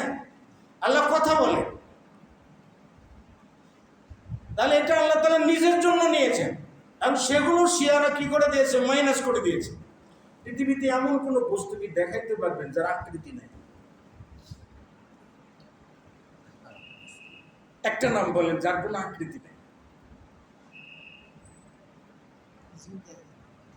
জিন দেখা না যাওয়ার অর্থ কি আকৃতি নাই? মানে আমি আপনি জন্ম লাভ করেছি, আমার বাবাকে কি আমি জন্ম দিতে দিয়েছি? তাহলে কি বলবো যে আমার আকৃতি নাই? হস আকৃতি দেওয়া যাচ্ছে ভাই। জন্ম দিতে দেখি না বলে কি জন্ম দেওয়াটা কি মিথ্যা? মিথ্যা না। কাজে না দেখা আর না থাকা দুটো আলাদা জিনিস। না দেখা, হ্যাঁ, আপনি আপনার আত্মাকে দেখেছেন কখন? কোন দিক দিয়ে বের হয়েছে? পিছন দিক দিয়ে না সামনের দিক দিয়ে? ওর ওজন কত তাও জানে। পৃথিবী এ পর্যন্ত যত আবিষ্কার হয়েছে, কেউ কি বলছে যে আত্মার ওজন এত? বলে নাই, দেখাও যায় না, দেখে নাই, তাই বলে কি আত্মা নেই কারোর মধ্যে? তার মানে কি দেখা না যাওয়া আর অস্তিত্ব না থাকা সম্পূর্ণটা কি ভিন্ন জিনিস। জিনের জলজান্ত আকৃতি আছে, জিনের জলজান্ত কি আছে? আকৃতি আছে, নিজস্ব আকৃতি আছে, ভয়ঙ্কর আকৃতি আছে। এরপরে তারা কি বিভিন্ন আকৃতি ধারণও করতে পারে। বলা হয় যে আল্লাহু নূরুস সামাওয়াতি ওয়াল আরদি, আল্লাহ তাআলা আসমান এবং জমিনের নূর। কাজে নূরের কোনো আকৃতি হয় না, ভুয়া কথা। নূর মানে কি? আলো। আলোর যদি আকৃতি না থাকে তো চোখে কিছু দেখতে পারবে? আপনারা আমাকে দেখছেন কি জন্য? আলোর আকৃতি দেখেই তো দেখছেন। আলোর আকৃতি আছে। আলোর আকৃতি যদি না থাকতো তাহলে অন্ধকার বুঝতেন না। তার মানে আলোরও আকৃতি আছে, অন্ধকারেরও কি আছে? আকৃতি আছে। বাতাসেরও আকৃতি আছে। পৌষ মাসের ঠান্ডার সময় ঠান্ডা পানিতে গোসল করে চৌরাস্তার মোড়ে 5 মিনিট খালি দাঁড়িয়ে থাকবেন, দেখুন ওর আকৃতি কেমন, বুঝে দিবেন। আল্লাহ তাআলা নিজের জন্য আকৃতি নিয়েছেন, কিন্তু কারো মতো নয়। লাইসা কামিসলিহি শাইউন, তিনি কারো মতো না। এতগুলো মানুষ আছে, কেউ কারো মতো না। প্রত্যেকের বাড়িতে স্ত্রী, মা, বোন আছে। মহিলাদের চেহারার সাথে পুরুষের চেহারার কোনো মিল নেই। পৃথিবীতে যতগুলো মাখলুক আল্লাহ তাআলা সৃষ্টি করেছেন, কেউ কারো মতো না। দেখেন, মোবাইল যিনি আবিষ্কার করেছেন, তার চেহারা কি মোবাইলের মতো? তাহলে বিশ্ব যিনি সৃষ্টি করেছেন, তার চেহারা তার মতো। আল্লাহ তাআলা হিসাবে তার চেহারা যেমন থাকা লাগে ঠিক তেমনি, তার রাগ যেমন থাকা লাগে তেমনি, তার স্মৃতি শক্তি যেমন থাকা লাগে ঠিক তেমনি, তার হাত যেমন ঠিক তেমনি আল্লাহর মতোই। যেমন মানুষের হাত মানুষের মতো, মানুষের হাত ছাগলের মতো না, ছাগলের হাত ঘোড়ার মতো না, ঘোড়ার হাত হাতির মতো না, হাতির হাত মুরগির মতো না। আল্লাহ তাআলার যে গুণাবলী আছে সম্পূর্ণটা আল্লাহ তাআলার মতোই। সমস্ত গুণাবলীকে তারা অস্বীকার করে। তাহলে আসমা সিফাতের প্রতি কি নাই? তাদের ঈমান নাই। তাদের বিশ্বাস কি? সমস্ত সাহাবায়ে কিরামগণ মুরতাদ হয়ে গেছে। কেউ ঈমানের উপরে নাই, কেউ ঈমানের উপরে নেই। শুধুমাত্র আহলে বাইত ব্যতীত কোনো সাহাবী মুসলিম নয়। সাহাবায়ে কিরামগণদের ক্ষেত্রে তাদের ধর্মীয় বিশ্বাস কি জানেন? ধর্মীয় বিশ্বাসটা হলো কি? ইন্না মান লা'না আবা বকরিন ওয়া উমর ওয়া উসমান ওয়া আয়েশা ওয়া হাফসা ফাকাদ তাকাররাবা ইলাল্লাহি বিআফদালিত তাকাররুব। মানে যে ব্যক্তি আবু বকরকে লানত করে, উমরকে লানত করে, উসমানকে লানত করে, আয়েশাকে লানত করে, হাফসাকে লানত করে, সে ব্যক্তি আল্লাহ তাআলার নৈকট্য লাভ করবে, উত্তম নৈকট্য লাভ করবে। নাউযুবিল্লাহ। সাহাবীদের ব্যাপারে আমার আপনার বিশ্বাস কি? আল্লাহ তাআলা তাদের ব্যাপারে কি বলছেন? রাদিয়াল্লাহু আনহুম ওয়া রাদু আনহু। আল্লাহ তাআলা তাদের প্রতি সন্তুষ্ট, তারাও কি আল্লাহ তাআলার প্রতি কি সন্তুষ্ট, তাই না? এরপরে সূরা হাশরে উল্লেখ করা আছে, যে ব্যক্তি ক্ষমা চায়, নিজের ক্ষমা চায় এবং তার পূর্ববর্তী যারা চলে গেছে, ওয়াল্লাযীনা সাবাকুনা বিল ঈমান, যারা তাদের ঈমানে অগ্রগামী হয়েছে, তাদের জন্য যারা কি করে? ক্ষমা চায়, তাদের প্রতি আল্লাহ তাআলা কি করেছেন? রহম করেছেন। সাহাবীদের ব্যাপারে আল্লাহ সুবহানাহু ওয়া তাআলা বলছেন যে মুহাম্মদ রাসূলুল্লাহ, মুহাম্মদ আল্লাহ তাআলার রাসূল, ওয়াল্লাযীনা মাআহু আশিদ্দাউ আলাল কুফফার, এবং মুহাম্মদের যারা অনুসারী, তার সাথে যারা থাকে, তারা কি? কাফিরদের প্রতি অত্যন্ত কঠোর। রুহামাউ বাইনাহুম, নিজেদের প্রতি অত্যন্ত দয়াবান। তাদের গুণাবলী আল্লাহ তাআলা কুরআনুল কারীমে একাধিক জায়গায় উল্লেখ করেছেন। অথচ তাদের বক্তব্য হলো সমস্ত সাহাবায়ে কিরাম কি? কাফের। আর আবু বকর, উমর এরা তো কাফের। আবু বকর কে ভাই? আবু বকরের ব্যাপারে কথা বলে, আবু বকর কে? আবু বকর রাদিয়াল্লাহু তাআলা আনহু তিনি যিনি প্রথম ইসলাম গ্রহণ করেছেন। আবু বকর রাদিয়াল্লাহু তাআলা আনহু তিনি যিনি মিরাজের ঘটনা প্রথম সত্য বলে স্বীকার করেছেন এবং প্রচার করেছেন। আবু বকর রাদিয়াল্লাহু তাআলা আনহু তিনি যিনি 40,000 দিরহাম খরচ করে গোলাম আজাদ করেছেন। প্রতি সপ্তাহে, প্রতি মাসে, প্রতি দিনে যিনি একটা করে গোলাম আজাদ করেছেন। আবু বকর তিনি প্রত্যেকটা দিন মিসকিনকে খাবার খাওয়াতেন। আবু বকর তিনি প্রত্যেক দিন মেহমানকে খাবার খাওয়াতেন। আবু বকর তিনি যিনি দান করার ক্ষেত্রে সবার আগে অগ্রগামী ছিলেন। নবী সাল্লাল্লাহু আলাইহি ওয়াসাল্লাম জিজ্ঞেস করেছিলেন যে বাড়িতে কি রেখে? সব কি বলছেন? আল্লাহ ওয়া রাসূল, আল্লাহ এবং তার রাসূলকে রেখে আসে, আর কাউকে রাখে। সে আবু বকরকে যদি কেউ কোনো ব্যক্তি কাফের বলে, নাউযুবিল্লাহ মিন যালিক, আপনি তার জন্য আল্লাহর কাছে ক্ষমা প্রার্থনা করবেন? সাচ্চা ঈমানদার বলে আপনি সাক্ষ্য দেবেন, সাপোর্ট করবেন, সমর্থন করবেন? আমাকে গালি দিন না, আপত্তি নেই, আমি কি দিন সমস্যা? পুরা মুসলিম মিল্লাতকে গালি দিন, সেটা হজম করা যেতে পারে, কিন্তু একজন সাহাবায়ে কিরামদেরকে গালি দিবেন, এটা বরদাস্ত করতে পারে, এটা হজম করতে পারে। রাসূল সাল্লাল্লাহু আলাইহি ওয়াসাল্লাম কি বলছেন? আসহাবি আমানাতুল লি উম্মতি, আমার সাহাবায়ে কিরামগণ আমার উম্মতের নিরাপত্তা। আর আমার সাহাবীরা যত দিন জীবিত আছে, আমার উম্মত তত দিন দিন পালনের ক্ষেত্রে সুরক্ষিত, বিদআত মুক্ত থাকতে পারবে। আপনি সেই সাহাবীদেরকে গালি দিবেন? আয়েশা রাদিয়াল্লাহু তাআলা আনহা বলেছেন, قال رسول الله صلى الله عليه وسلم لا تسبوا اصحابي তোমরা আমার সাহাবায়ে কিরাম বন্ধুদেরকে কখনো গালি দিবা না।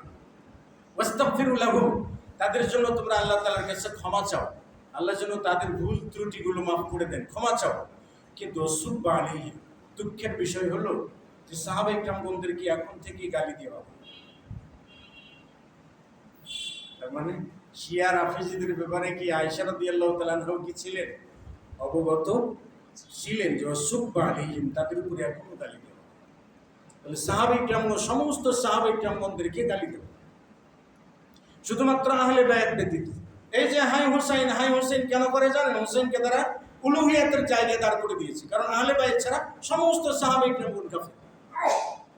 এই জন্য তাদের প্রথম ইমাম আলী, এমনকি আমাদেরকে তারা কি মনে করে জানেন? নওয়াসিব মনে করে। শিয়ারা রাফিজিরা আমাদের ব্যাপারে যে ধারণা পোষণ করে সেটা হলো কি আহলুস সুন্নাহ ওয়াল জামাত হুমুন নওয়াসিব, এরা হলো নওয়াসিব সম্প্রদায়। নওয়াসিব কারা জানেন? হুসাইন রাদিয়াল্লাহু তাআলা আনহুর শাহাদাত বরণকে কেন্দ্র করে 10ই মুহররমে যারা আনন্দ মিছিল করে, যাদের কাছে আহলে বায়াত অর্থাৎ রাসূল সাল্লাল্লাহু আলাইহি ওয়াসাল্লামের পরিবার ফাসিক। খারিজিদের কাছে রাসূল সাল্লাল্লাহু আলাইহি ওয়াসাল্লামের পরিবার সহ সমস্ত সাহাবী কাফের। এজন্য আলী রাদিয়াল্লাহু তাআলা আনহুকে আব্দুর রহমান মুলজিম হত্যা করার পরে সে বলছিল যে আল্লাহর শত্রু, তোমাকে হত্যা করার জন্য এই বিষ মাখা তরবারি 40 দিন যাবত প্রস্তুত করে রেখেছি। খারিজিদের কাছে আহলে বায়াত সহ সমস্ত সাহাবী কাফের, নওয়াসিবদের কাছে আহলে বায়াতের লোকেরা কি ফাসিক। আর শিয়ারা বলে থাকে যে আমরা নাকি নওয়াসিব, আমাদের কাছে আহলে বায়াতের লোকেরা ফাসিক। বলুন তো আমরা এটা কি ধারণা করি কখনো? আহলে বায়াত রাসূল সাল্লাল্লাহু আলাইহি ওয়াসাল্লামের পরিবার মানে কি? আমাদের কাছে সবথেকে সম্মানিত পরিবার, সবথেকে মর্যাদার পরিবার। নবী সাল্লাল্লাহু আলাইহি ওয়াসাল্লামের স্ত্রীদেরকে আমরা কি বলি? উম্মাহাতুল মুমিনিন। মানে কি, যে আয়েশাকে তারা জিনাকারিনী বলে, সে আয়েশাকে বলি কি আমরা মা। যে হাফসাকে তারা জিনাকারিনী বলে, তাকে আমরা কি বলি? মা। এই মায়ের উপরে কিছু আছে। তো রাসূল সাল্লাল্লাহু আলাইহি ওয়াসাল্লামের সকল স্ত্রী আহলে বায়াত আমাদের কাছে কি অত্যন্ত পবিত্র। অথচ তারাই কি করে? সাহাবায়ে কিরামদের ব্যাপারে আকীদা পোষণ করে। মুতাবিয়া সম্পর্কে, মুতাবিয়া জানেন? ভাড়াটিয়ে বিয়ে, চুক্তি করা বিয়ে। আপনি একটা হোটেলে যাবেন, 12 ঘন্টার জন্য আপনি বিয়ে করবেন, 12 ঘন্টা থেকে পরের দিন সকালে তালাক দিয়ে বাড়িতে চলে আসবেন, হালাল হয়ে গেল। এটা ইরানে হালাল পতিতালয় আছে, যেটাকে তারা নাম দিয়েছে ইসলামী পতিতালয়। আমাদের দেশের বাঙ্গু মুজাহিদরা কি যোদ্ধারা কি করে জানেন? ওই ইরানের ওই হালাল পতিতালয়ের ছবি তুলে দিয়ে ওর সঙ্গে সৌদি আরবে হালাল পতিতালয় করেছে। আপনারা রিপোর্ট দেখছেন না? মাদক সেবন করার কারণে, মাদক ব্যবসা করার কারণে কতজনকে মৃত্যুদণ্ড দিয়েছে? কতজনকে? 600-এর উপরে মৃত্যুদণ্ড দিয়েছে। জেনার শাস্তি তারা দিচ্ছে, আর এখন কি তারা সেটা চালু করবে? সেই জায়গাতে আছে। মোতা সম্পর্কে তাদের বিশ্বাসটা হলো মোতা বিয়ে করা কি হালাল। হালাল মানে চুক্তিভিত্তিক বিয়ে করা হালাল। এমনকি চুক্তিভিত্তিক বিয়ে করা আল মুতআতুম মিনাল ঈমান, মোতা বিয়ে করাটা ঈমানের অন্তর্ভুক্ত। মান লাম ইয়াতামাত্তা, যে ব্যক্তি মোতা বিয়ে না করে সে ব্যক্তি কখনো লাম ইয়াকমিল ঈমানা, তার ঈমান কখনো পরিপূর্ণ হবে না। চুক্তিভিত্তিক আপনি বিয়ে করেন। এই খোমেনি, রানিং খোমেনি যিনি আছে, আমাদের দেশের কিছু ভাইরা বলে খোমেনি সংস্কারবাদী, সবগুলো বিশ্বাস থেকে বের হয়ে গেছে, এই সাচ্চা মুসলিম হ্যাঁ। এই খোমেনির বক্তব্য কি জানেন? মান তামাত্তা, যে ব্যক্তি মান তামাত্তা ইমরাতান মুমিনাতান, যে ব্যক্তি ঈমানদার কোন নারীর সঙ্গে চুক্তিভিত্তিক বিয়ে করে, বিয়ে করার পরে তার সঙ্গে সঙ্গম করে, সঙ্গম পরবর্তীতে যখন গোসল করে, গোসল করার সময় যতগুলো ফোঁটা পানি ব্যবহার হয় ততগুলো গুনাহ তার আমুল নামা থেকে ঝরে পড়ে এবং ততগুলো নেকি তার আমুল নামায় জমা হয়। নাউজুবিল্লাহ মিন যালিক। মুতাবিয়া খায়বার যুদ্ধে মুহাম্মদ রাসূলুল্লাহ ক্লিয়ার হারাম করে দিয়েছে, এটা সবার কি জানা। তারপরে আওতাস যুদ্ধের জন্য 3 দিনের জন্য অনুমতি দিয়েছিলেন, তাও আবার কি বিশেষ প্রেক্ষাপটে। কারণ মুসলিম সাহাবায়ে কিরামগণ মক্কা বিজয়ের অভিযানে চলে গিয়েছিলেন 10,000। মক্কা বিজয়ের অভিযানে, এই অভিযান পরবর্তী সময়ে হুনাইনের যুদ্ধ হয়। হুনাইনের পরে কি আওতাস নামক একটা খন্ড যুদ্ধ হয়, এটা ছিল অত্যন্ত গুরুত্বপূর্ণ। তো সাহাবায়ে কিরামগণদের লম্বা সফর ছিল, বলতে পারেন 3-4 মাসের বেশি সময় ধরে সফরের উপরে আছে। স্বাভাবিকভাবে আরবের মানুষরা কি খায়? খেজুর খায়, জবের ছাতু খায়, তাই না? তাদের জৈবিক চাহিদাটা কি অনেক বেশি থাকে। আয়েশা রাদিয়াল্লাহু তাআলা আনহা বলছেন, কি বলছেন জানেন? নবী সাল্লাল্লাহু আলাইহি ওয়াসাল্লামের বীর্য কাপড়ে শুকিয়ে গেলে আমি কুনতু আহুক্কুহু বিজফর, আমি আঙুল দিয়ে টোকা দিয়ে ঘষে তুলে দিতে পেতাম। তা আঙুল দিয়ে ঘষা দিলে উঠে যায়, তার মানে কি বাঙালিদের মতো তরল না তো, না? তাহলে তাদের জৈবিক চাহিদাটাও কি বেশি, যুদ্ধে যাতে মনোযোগ আকর্ষণ করতে পারে। মানে স্ত্রীদের প্রতি তাদের এতটাই চাহিদা বেড়ে গিয়েছিল যে আর থাকতে পারতেছিল না। তো যুদ্ধের প্রতি মনোযোগ যাতে নষ্ট না হয়, এই জন্য 3 দিনের জন্য অনুমতি দিয়েছে। আল্লাহ তাআলা ওহী নাযিল করে বলে দিলেন যে এটা হারাম। তখন নবী সাল্লাল্লাহু আলাইহি ওয়াসাল্লাম বললেন যে আমি তোমাদের জন্য অনুমতি দিয়েছিলাম, কিন্তু আল্লাহ সুবহানাহু ওয়া তাআলা এটাকে হারাম করে দিয়েছেন। কিয়ামত পর্যন্ত সেটা হারাম। তাহলে মুতাবিয়া কিয়ামত পর্যন্ত হারাম করে দিয়েছে, ওনারা এটা কি করছে? হালাল করে নিয়েছেন, তা আবার ঈমানের অংশ বলে দাবি করে এটা ঈমানের অঙ্গ বানিয়ে ফেলেছে। ওখান থেকে প্রযুক্তি হাওলাত করে ইন্দোনেশিয়াতে হালাল পতিতালয় চালু করেছে, শিয়া ইমামদের মাধ্যমে হালাল পতিতালয় কি চালু করেছে। আচ্ছা বলুন তো, তাহলে ঈমানের কোন জায়গাতে আসে না তাদের জন্য ইস্তেগফার করবেন, তাদের জন্য মসজিদের মিম্বারে দাঁড়িয়ে দোয়া করবেন, কোনতে নাজেলা পড়বেন, হ্যাঁ, তাদের পক্ষে আপনি কোন যুক্তিতে বলবেন? হয়তো বলবেন যে তারা কি অমুসলিম, অমুসলিম পৃথিবীর কোন সংস্থা তাদেরকে এখন অমুসলিম বলে, এজন্য অমুসলিম না, কিন্তু আকীদার বিচারে তারা মুভমেন্ট না। এখন হয়তো মধ্যপ্রাচ্যের কথা যদি বলেন যে তারা এতগুলো অভিযান ইসরায়েলকে মেরেছে, ইসরায়েলকে মেরেছে তাদের স্বার্থে, তিনি কোনো স্বার্থে না ভাই। গ্লোবাল পলিটিক্স এটা যতটুকু কাজ করেছে এটা কাদের স্বার্থে? তাদের আধিপত্যের স্বার্থে। আপনি একটা জিনিস চিন্তা করে দেখুন, আচ্ছা তাদের সৈন্য সংখ্যা যেমন ইরাককে তছনছ করে দিয়েছে, সাদ্দামকে ফাঁসিতে ঝুলানোর জন্য মূল কারিগর কে ছিল? মূল কারিগর ছিল কি? ইরান।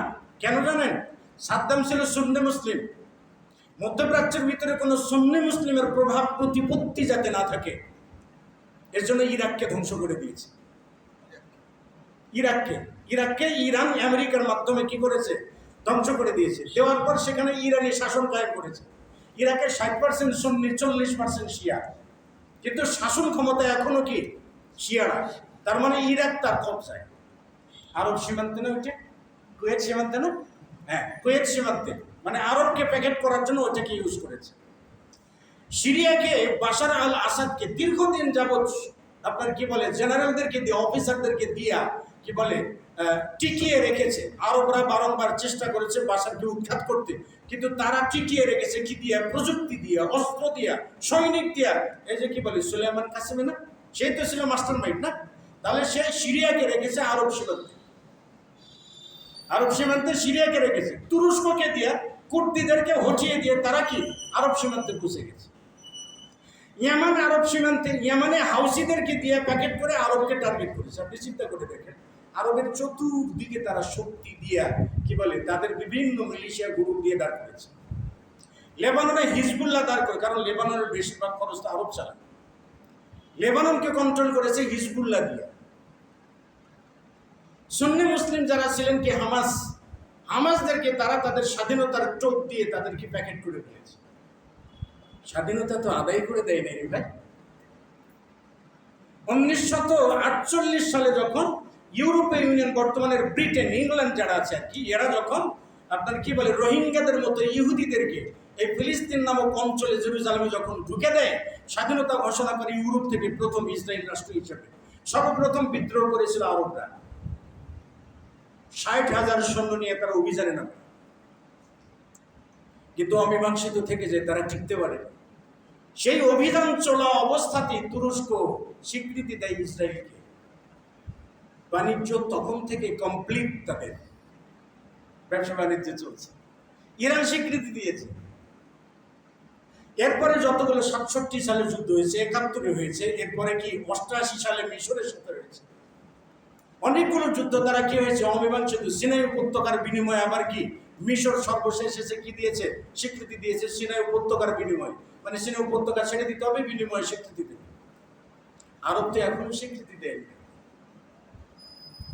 তাহলে দেখেন আরবের চতুর্পাশে তারা প্রক্সি যোদ্ধা দাঁড় করে দিয়েছে, মানে যাতে আরব কখনো ঘুরে দাঁড়াইতে না পারে।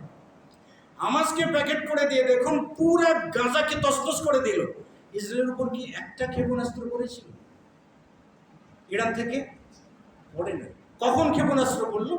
যখন ইরানের উপরে আক্রমণটা ইসরায়েল করে বসলো তখন। এরপরে আপনি বলেন যে এটা ইসলামিক যুদ্ধ, মুসলিমদের কোন উপকারে এসেছে? আরব বসন্ত নামক, আরব বসন্তর নাম দিয়া এই আকাশগুলো করছে কারা? মুসলিম ব্রাদারহুডকে উত্তেজিত করেছে কারা? ইরান। ইরানের গোয়েন্দা সংস্থা মুসলিম ব্রাদারহুডকে কাজে লাগিয়েছে। এটার জন্য আরব বসন্ত নামক একটা ভুয়া রাজনৈতিক পলিসি খাটানো হয়। উদ্দেশ্য ছিল পুরো মধ্যপ্রাচ্যের আরবের নেতৃত্ব শূন্য করা। টার্গেট করে দেওয়া হলো মুয়াম্মার গাদ্দাফিকে। তাই গাদ্দাফি যতদিন জীবিত ছিল ইসরায়েল দাঁত বের করতে পারত? বলেন।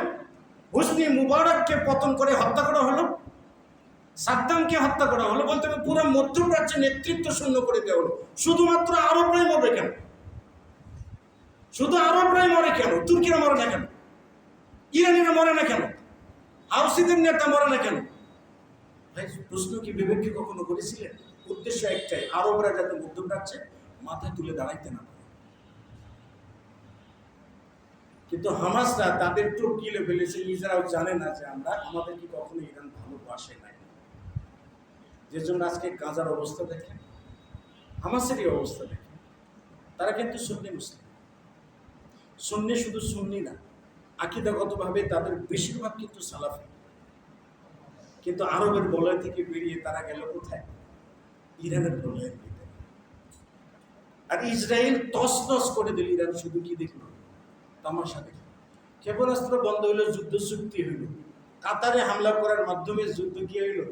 বন্ধ হইল। কই, ইরান তো কখনো ফিলিস্তিনের স্বাধীনতা নিয়ে একটা কথা বলে নাই, কোন চুক্তির ভিতরে তো আসে নাই। ইরান বরং নিজের জন্য চুক্তি করে নিল, নিজের প্রতি আক্রমণ করবে, নিজে পারমাণবিক বোমা বানাবে, শুধুমাত্র সেই টার্গেট। এর জন্য এটা গ্লোবাল পলিটিক্স।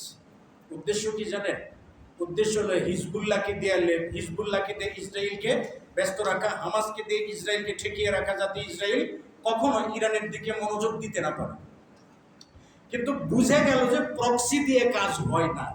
তার যে আকাশ প্রতিরক্ষা ভঙ্গুর, সেটা তো জানতেই পারছে, তাই না? এই যে প্রক্সি দিয়ে, শুধুমাত্র এটা গ্লোবাল পলিটিক্স। এই জন্য এটাকে ধর্মের উপরে নিয়ে আসবে। এজন্য আমরা সালাফিরা কখনো, যাদের কাছে ইসলাম সুরক্ষিত নয়, যাদের কাছে দ্বীন সুরক্ষিত নয়, পারস্য জাতি জন্মলগ্ন থেকে একগুঁয়ে, একরুখা এবং আরব পরিপন্থী, সেই প্রাচীনকাল থেকে আছে, এখনো পর্যন্ত আছে। যাদের ঈমানের কোনো রুকুন নাই, শরীয়তের কোনো রুকুন নাই। হজ সম্পর্কে তাদের বিশ্বাস কি জানেন? হজ সম্পর্কে তাদের বিশ্বাস হইল যে মান যারা কবরুল হুসাইনি, যে ব্যক্তি হুসাইন রাদিয়াল্লাহু তাআলা আনহুর কবর জিয়ারত করবে, সে ব্যক্তি কি করবে জানেন? ফাকাত আজরা, সে ব্যক্তি যে সওয়াবটা পাবে। তো হুসাইন রাদিয়াল্লাহু তাআলা আনহুর কবর জিয়ারত করা কি বলে আপনার জিয়ারি 70 মাররাতান আল কাবাতুল মুশাররাফা, কাবা মুশাররফকে 70 বার জিয়ারত করলে যে সওয়াব পাওয়া যায়, হুসাইন রাদিয়াল্লাহু তাআলা আনহুর কবরে একবার জিয়ারত করলে সেই সওয়াব পাওয়া যায়। এর জন্য তাদের হজের প্রতি কোনো আগ্রহ নেই। হজের যতবারই এরা স্বাধীনতা পেয়েছে, ততবারই হজের জায়গাতে আগাম করেছে। 1971 সালে ইরানেরই এক গোষ্ঠী সেখানে আক্রমণ করেছিল। কাবাতে কি করেছিল? আক্রমণ করেছিল। আপনারা সেই ঘটনাটা জানেন। সৌদি আরবের বাহিনী অতটা সবল ছিল না, তাই না? পাকিস্তান আর্মিরা সেখানে কি যুক্ত হয়, তাই না? পাকিস্তান আর্মিরা যুক্ত হওয়ার পরে সেটা কয়েকদিন সময় নিয়ে সবগুলোকে হত্যা করে উদ্ধার করে। 300 হিজরির দিকে হাজরা আসওয়াদ পাথর চুরি করেছিল কারা? ইরানিরা চুরি করেছে। মানে কি? তারা হজে বিশ্বাস করে না। তাওয়াফুল কারবালা আফদাল মিন তাওয়াফিল কাবা, কারবালাই তওয়াফ করাটা কাবায় তওয়াফ করার থেকে উত্তম। এর জন্য তারা কারবালাই তওয়াফ করে। আপনারা দেখবেন যে কাবায় যখন আসে, তারা দেখবেন তারা যখন সিজদা করে, গোল একটা কি বলে পাথরের মধ্যে একটা কিছু, তার উপরে সিজদা করে। এটা কারবালার মাটিকে বিশেষভাবে প্রক্রিয়াজাত করে এটা বানানো হয়েছে। তারা মনে করে কাবার মাটির থেকে কারবালার মাটি পবিত্র, এই জন্য ওই মাটির উপরে সিজদা করে, কাবার মাটির উপরে সিজদা করে। লানত, অভিশপ্ত জাতি আর কারা হইতে পারে বলেন তো? যে কাবায় এসেও কাবার ইমামের পিছনে সালাত আদায় করে, কিন্তু কাবার মাটিতে কপাল ঠেকাইতে পারে। এর থেকে বড় কোনো লাঞ্ছনা আর হইতে পারে? তাদের ভিতরে কোরআনুল কারীমের কোনো হাফেজ নেই। কোরআনুল কারীমের কোনো হাফেজ নাই, নির্দিষ্ট কিছু সূরা মুখস্থ করে, পুরা কোরআন মুখস্থ করে না, বলে পুরা কোরআন বিকৃত হয়ে গেছে। কোরআনের কোনো হাফেজ নেই। বিকৃত কোনো গ্রন্থ কি অবিকৃত থাকতে পারে? এতগুলো অসংখ্য হাফেজ প্রমাণ করে কি কোরআন অবিকৃত। তাদের ভিতরে কোরআনেরও হাফেজ নেই। কাজে ভাই, অভিশপ্ত, লাঞ্ছিত কিয়ামত পর্যন্ত তারা। এই জন্য দুঃখিত, তারা কষ্ট নেবেন, দুঃখিত, তাদের জন্য ক্ষমা প্রার্থনা করার কোনো সুযোগ নাই। এবং মধ্যপ্রাচ্যে নেতৃত্ব শূন্য করার জন্য সালাফিদেরকে দেওয়া। আমরা তো আহলে সুন্নাহ ওয়াল জামাতের অনুসারী না, আমাদের ব্যাপারে তাদের বিশ্বাস কি জানেন? তাদের বিশ্বাস কি জানেন? হুম আওলাদুজ জিনা। সালাফি যারা আহলে সুন্নাহ ওয়াল জামাত রয়েছে তারা সকলেই জিনার সন্তান।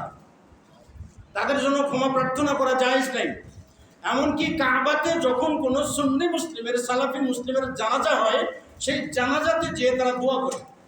আমরা আপনারা কি দোয়া করি? আল্লাহুম্মা গফিরলি হাইয়িনা ওয়া মাইয়িতিনা ওয়া শাহিদিনা ওয়া গায়িবিনা ওয়া সাগীরিনা ওয়া কাবীরিনা ওয়া যাকারিনা ওয়া উনসানা, এই দোয়া করি।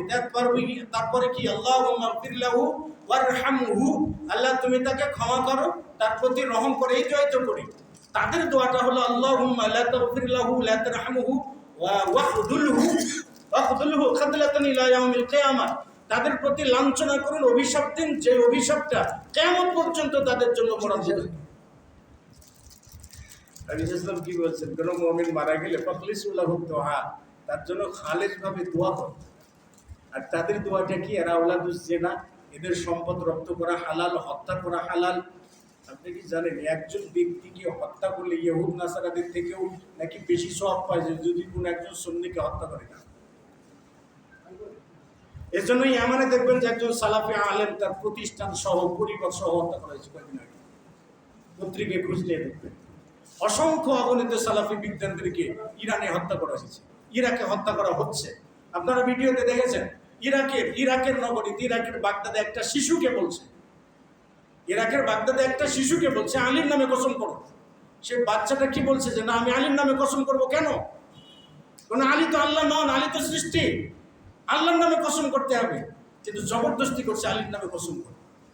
ইরাক থেকে একজন কাতারের স্টুডিওতে ফোন করে জানিয়েছে, কান্নাকাটি করে বলছে যে আমার মেয়েকে তারা হাইজ্যাক করে নিয়ে গেছে, বন্দি করে নিয়ে গেছে, ছেলেকেও বন্দি করে নিয়ে গেছে, আমার পুরো পরিবারকে তারা তছনছ করে দিয়েছে। অপরাধটা কি? অপরাধ হলো আমার ছেলের নাম ওমর রেখেছি, এটাই অপরাধ। আমার মেয়ের নাম আয়েশা রেখেছে, এটাই আমার অপরাধ। আপনি তাদের জন্য ক্ষমা প্রার্থনা করবেন, এত দয়া উঠলো ভাই আপনার। আফসোস, মুহাম্মদ রাসূলুল্লাহ সাল্লাল্লাহু আলাইহি ওয়াসাল্লামকে, রাসূল সাল্লাল্লাহু আলাইহি ওয়াসাল্লামের সাহাবায়ে কিরামদেরকে যারা গালি দেয়, আমরা তাদেরকে কখনো কোনো দিন তাদের প্রতি সহানুভূতি প্রকাশ করতে পারি।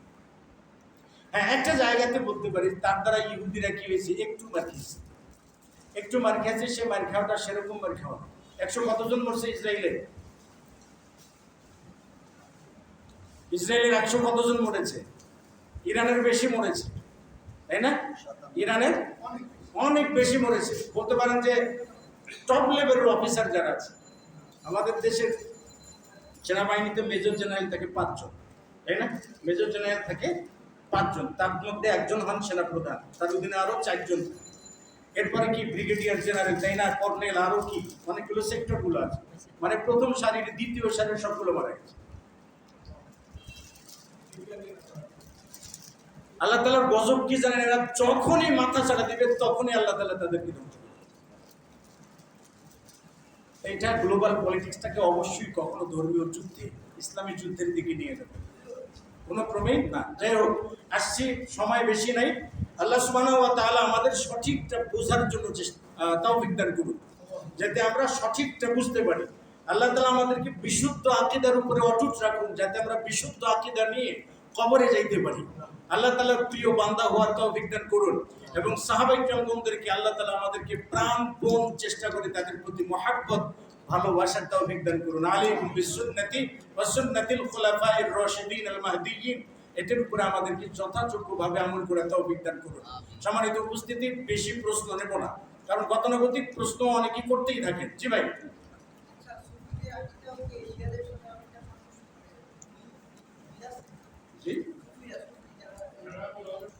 হ্যাঁ, সুফিদের আকীদা, যারা সুফি আছে সুফিদের আকীদা মিল আছে, কারণ সুফিদের প্রধান হলো ইবনে আরবি।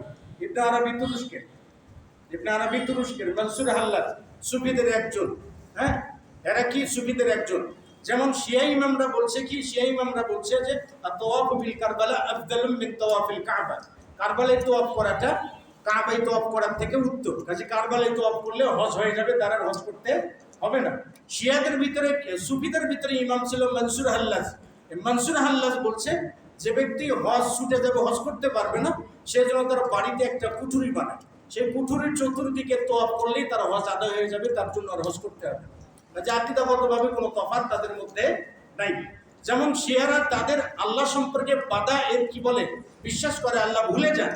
আর এখানে ইবনে আরবি বলছে লা ফারকা বাইনাল খালিক ওয়াল মাখলুক, স্রষ্টা এবং সৃষ্ট এই দুইয়ের মধ্যে কোনো তফাৎ নাই। আবার সে বলছে পৃথিবীর সব কিছুই একে অপরের স্রষ্টা। বলতে পারেন ইঁদুর বিড়ালকে বিড়াল, ইঁদুরকে কুকুর, ছাগলকে ছাগল, কুকুরকে সৃষ্টি করেছে। এটা সুফিদের বিশ্বাস। কাজে তাদের বিশ্বাসের মধ্যে খুব একটা তফাৎ আছে বলে মনে হয় না। জি, শোকরাত কোথায় সিয়া শব্দটা তোটা জানতে পারলাম যে সিয়া শব্দটা কোথা থেকে আসছে। জি, সুন্নি শব্দটা কোথা থেকে আসছে এটা আমরা জানি না। সুন্নি সুন্নাহ থেকে, মূলত সুন্নি না, মূলত কি আমাদের দেশে গদবাদাতে সুন্নি, সুন্নি না। এই সুন্নিগুলো হলো শরীয়ত সুন্নি, বুঝতে পেরেছেন? এরা শরীয়তকে চুরি করে। তো সুন্নি না, মূলত আমাদের নাম হলো আহলুস সুন্নাহ ওয়াল জামাআহ। আহলুস সুন্নাহ ওয়াল জামাআহ। আহলুস সুন্নাহ বলতে কি হাদিস, আহলুস সুন্নাহ কি কখনো আহলুল হাদিস, আহলুস সুন্নাহ কি কখনো আসহাবুল হাদিস, আবার আহলুস সুন্নাহ ওয়াল জামাআহকে কি বলা হয়? সালাফ বলা হয়ে থাকে। তো সালাফ কারা? আমাদের পূর্বসূরি যারা কি ছিলেন, নবী সাল্লাল্লাহু আলাইহি ওয়াসাল্লাম বলেছেন খায়রুন নাসি কারনি সুম্মা আল্লাযিনা ইয়ালুনাহুম সুম্মা আল্লাযিনা ইয়ালুনাহুম। তিন প্রজন্ম, রাসূলের প্রজন্ম, সাহাবীদের প্রজন্ম, তাবিঈনদের প্রজন্ম, এই তিন প্রজন্মের যারা একান্ত অনুসারী তাদেরকে বলা হয় কি আহলুস সুন্নাহ। আহলুস সুন্নাহকে আলাদা করা হয়েছে আহলুল বিদআহ, মানে খারিজি, রাফিজি, শিয়া এরা ছিল আহলুল বিদআহ। তাদের থেকে আলাদা করবার জন্য নামকরণ করা হয়েছে কি আহলুস সুন্নাহ। এই সুন্নাহর একটা পরিবর্তিত নাম হলো কি সুন্নি। আমরা সুন্নি নয়, বরং কি আমরা আহলুস সুন্নাহ ওয়াল জামাআত অনুসারী। সব শিশুরাই তো ইসলামের উপর তাই না? তো সেক্ষেত্রে আপনি কি ইয়েমেনে বলেন অথবা ইরানে বলেন, আমরা তো শিশুদের বিরুদ্ধে প্রভাব করতে, কারণ হলো আমরা ইসলামের উপরে সম্মান জানাই। দেখেন, শিশুরা, সকল শিশুরা ফিতরাতের উপরে জন্মায়। সকল শিশুরা কি ফিতরাতের উপরে জন্মায়। মা বাবা তাকে ইহুদি বানায়, নাসারা বানায়, অগ্নি পূজক বানায়। সকল শিশু ফিতরাতের উপরে জন্মায়। শিশুদের ক্ষেত্রে মাগফিরাত কামনা করার ক্ষেত্রে খাদিজা রাদিয়াল্লাহু তাআলা আনহা বলছিলেন যে রাসূলুল্লাহ সাল্লাল্লাহু আলাইহি ওয়াসাল্লাম, আপনার তরফ থেকে যে শিশুগুলো জন্মলাভ করেছে সেগুলো কোথায় কোথায় যাবে? নবী সাল্লাল্লাহু আলাইহি ওয়াসাল্লাম বলছিলেন হুম মিন আহলিল জান্নাহ, তারা জান্নাতের অধিবাসী।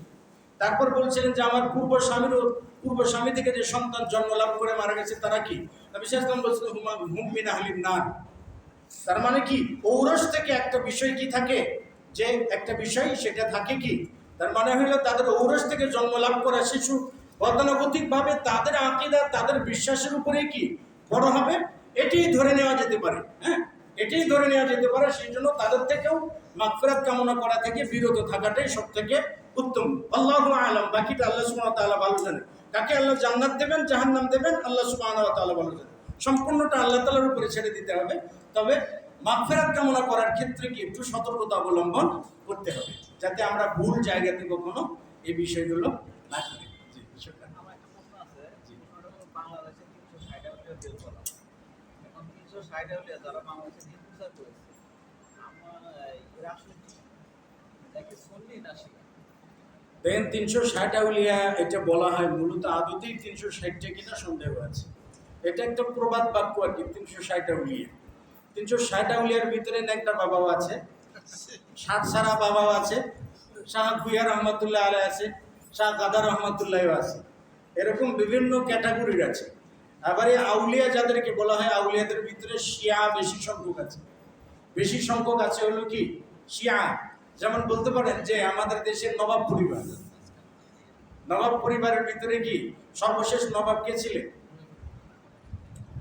নবাব সিরাজউদ্দৌলা শিয়া, তার বাবা সুজাউদ্দৌলা শিয়া। বলতে পারেন এই পুরো পরিবারটাই কি শিয়া। কবি ইকবাল শিয়া, ঠিক আছে। তো ভারতবর্ষের আউলিয়াদের ভিতরে বেশিরভাগ ছিল কি শিয়া, সেটা আমরা কি বুঝতে পারি না। সব থেকে বেশি আহলুস সুন্নাহ ওয়াল জামার দাওয়াত প্রসার লাভ করেছে হলো বখতিয়ার উদ্দিন খলজি, ইখতিয়ার উদ্দিন মোহাম্মদ বখতিয়ার খলজি। তিনি আরবি তুর্কি ছিলেন এবং তিনি পাক্কা সালাফি ছিলেন। তার জামানাতেই সালাফি দাওয়ার কি প্রকাশ, আত্মপ্রচার লাভ করেছে। এই প্রচারে ঈর্ষান্বিত হয়ে ইরান থেকে কিছু সৈয়দ সালার, যেগুলোকে আমরা সিপাহ সালার বলি, কেমন, এই কিছু সৈয়দ সালার এই দেশে আসে। তার পরবর্তীতে শিয়াদের দাওয়াত তারা চালিয়ে যেতে থাকে, ঠিক আছে। তো তাদের ভিতরে বেশিরভাগ ছিল কি শিয়া। আবার সুন্নিদের ভিতরে কি আহলুস সুন্নাহ ওয়াল জামার অনুসারীও কি অনেক ছিলেন। এজন্য সকলকে তো অস্বীকার করতে পারি না। কাজে কারো আকীদা ঈমান বিশুদ্ধ ছিল, আবার কেউ কি রাফিজি শিয়াও ছিল। আল্লাহ তাআলা আশা করি আর প্রশ্ন উত্তরের প্রয়োজন নেই, তাই না? আল্লাহ সুবহানাহু ওয়া তাআলা আমাদের আজকে আমরা শেষ করে দেখি না। ভাই আপনি তো চেনা মানুষ, আপনি এই প্রসঙ্গে না একটা মানে হাদিস মানে না, আমরা তাদেরকে আইন কোরআন করি। জি বলে দিলে সঠিক কিছু কিছু নাই।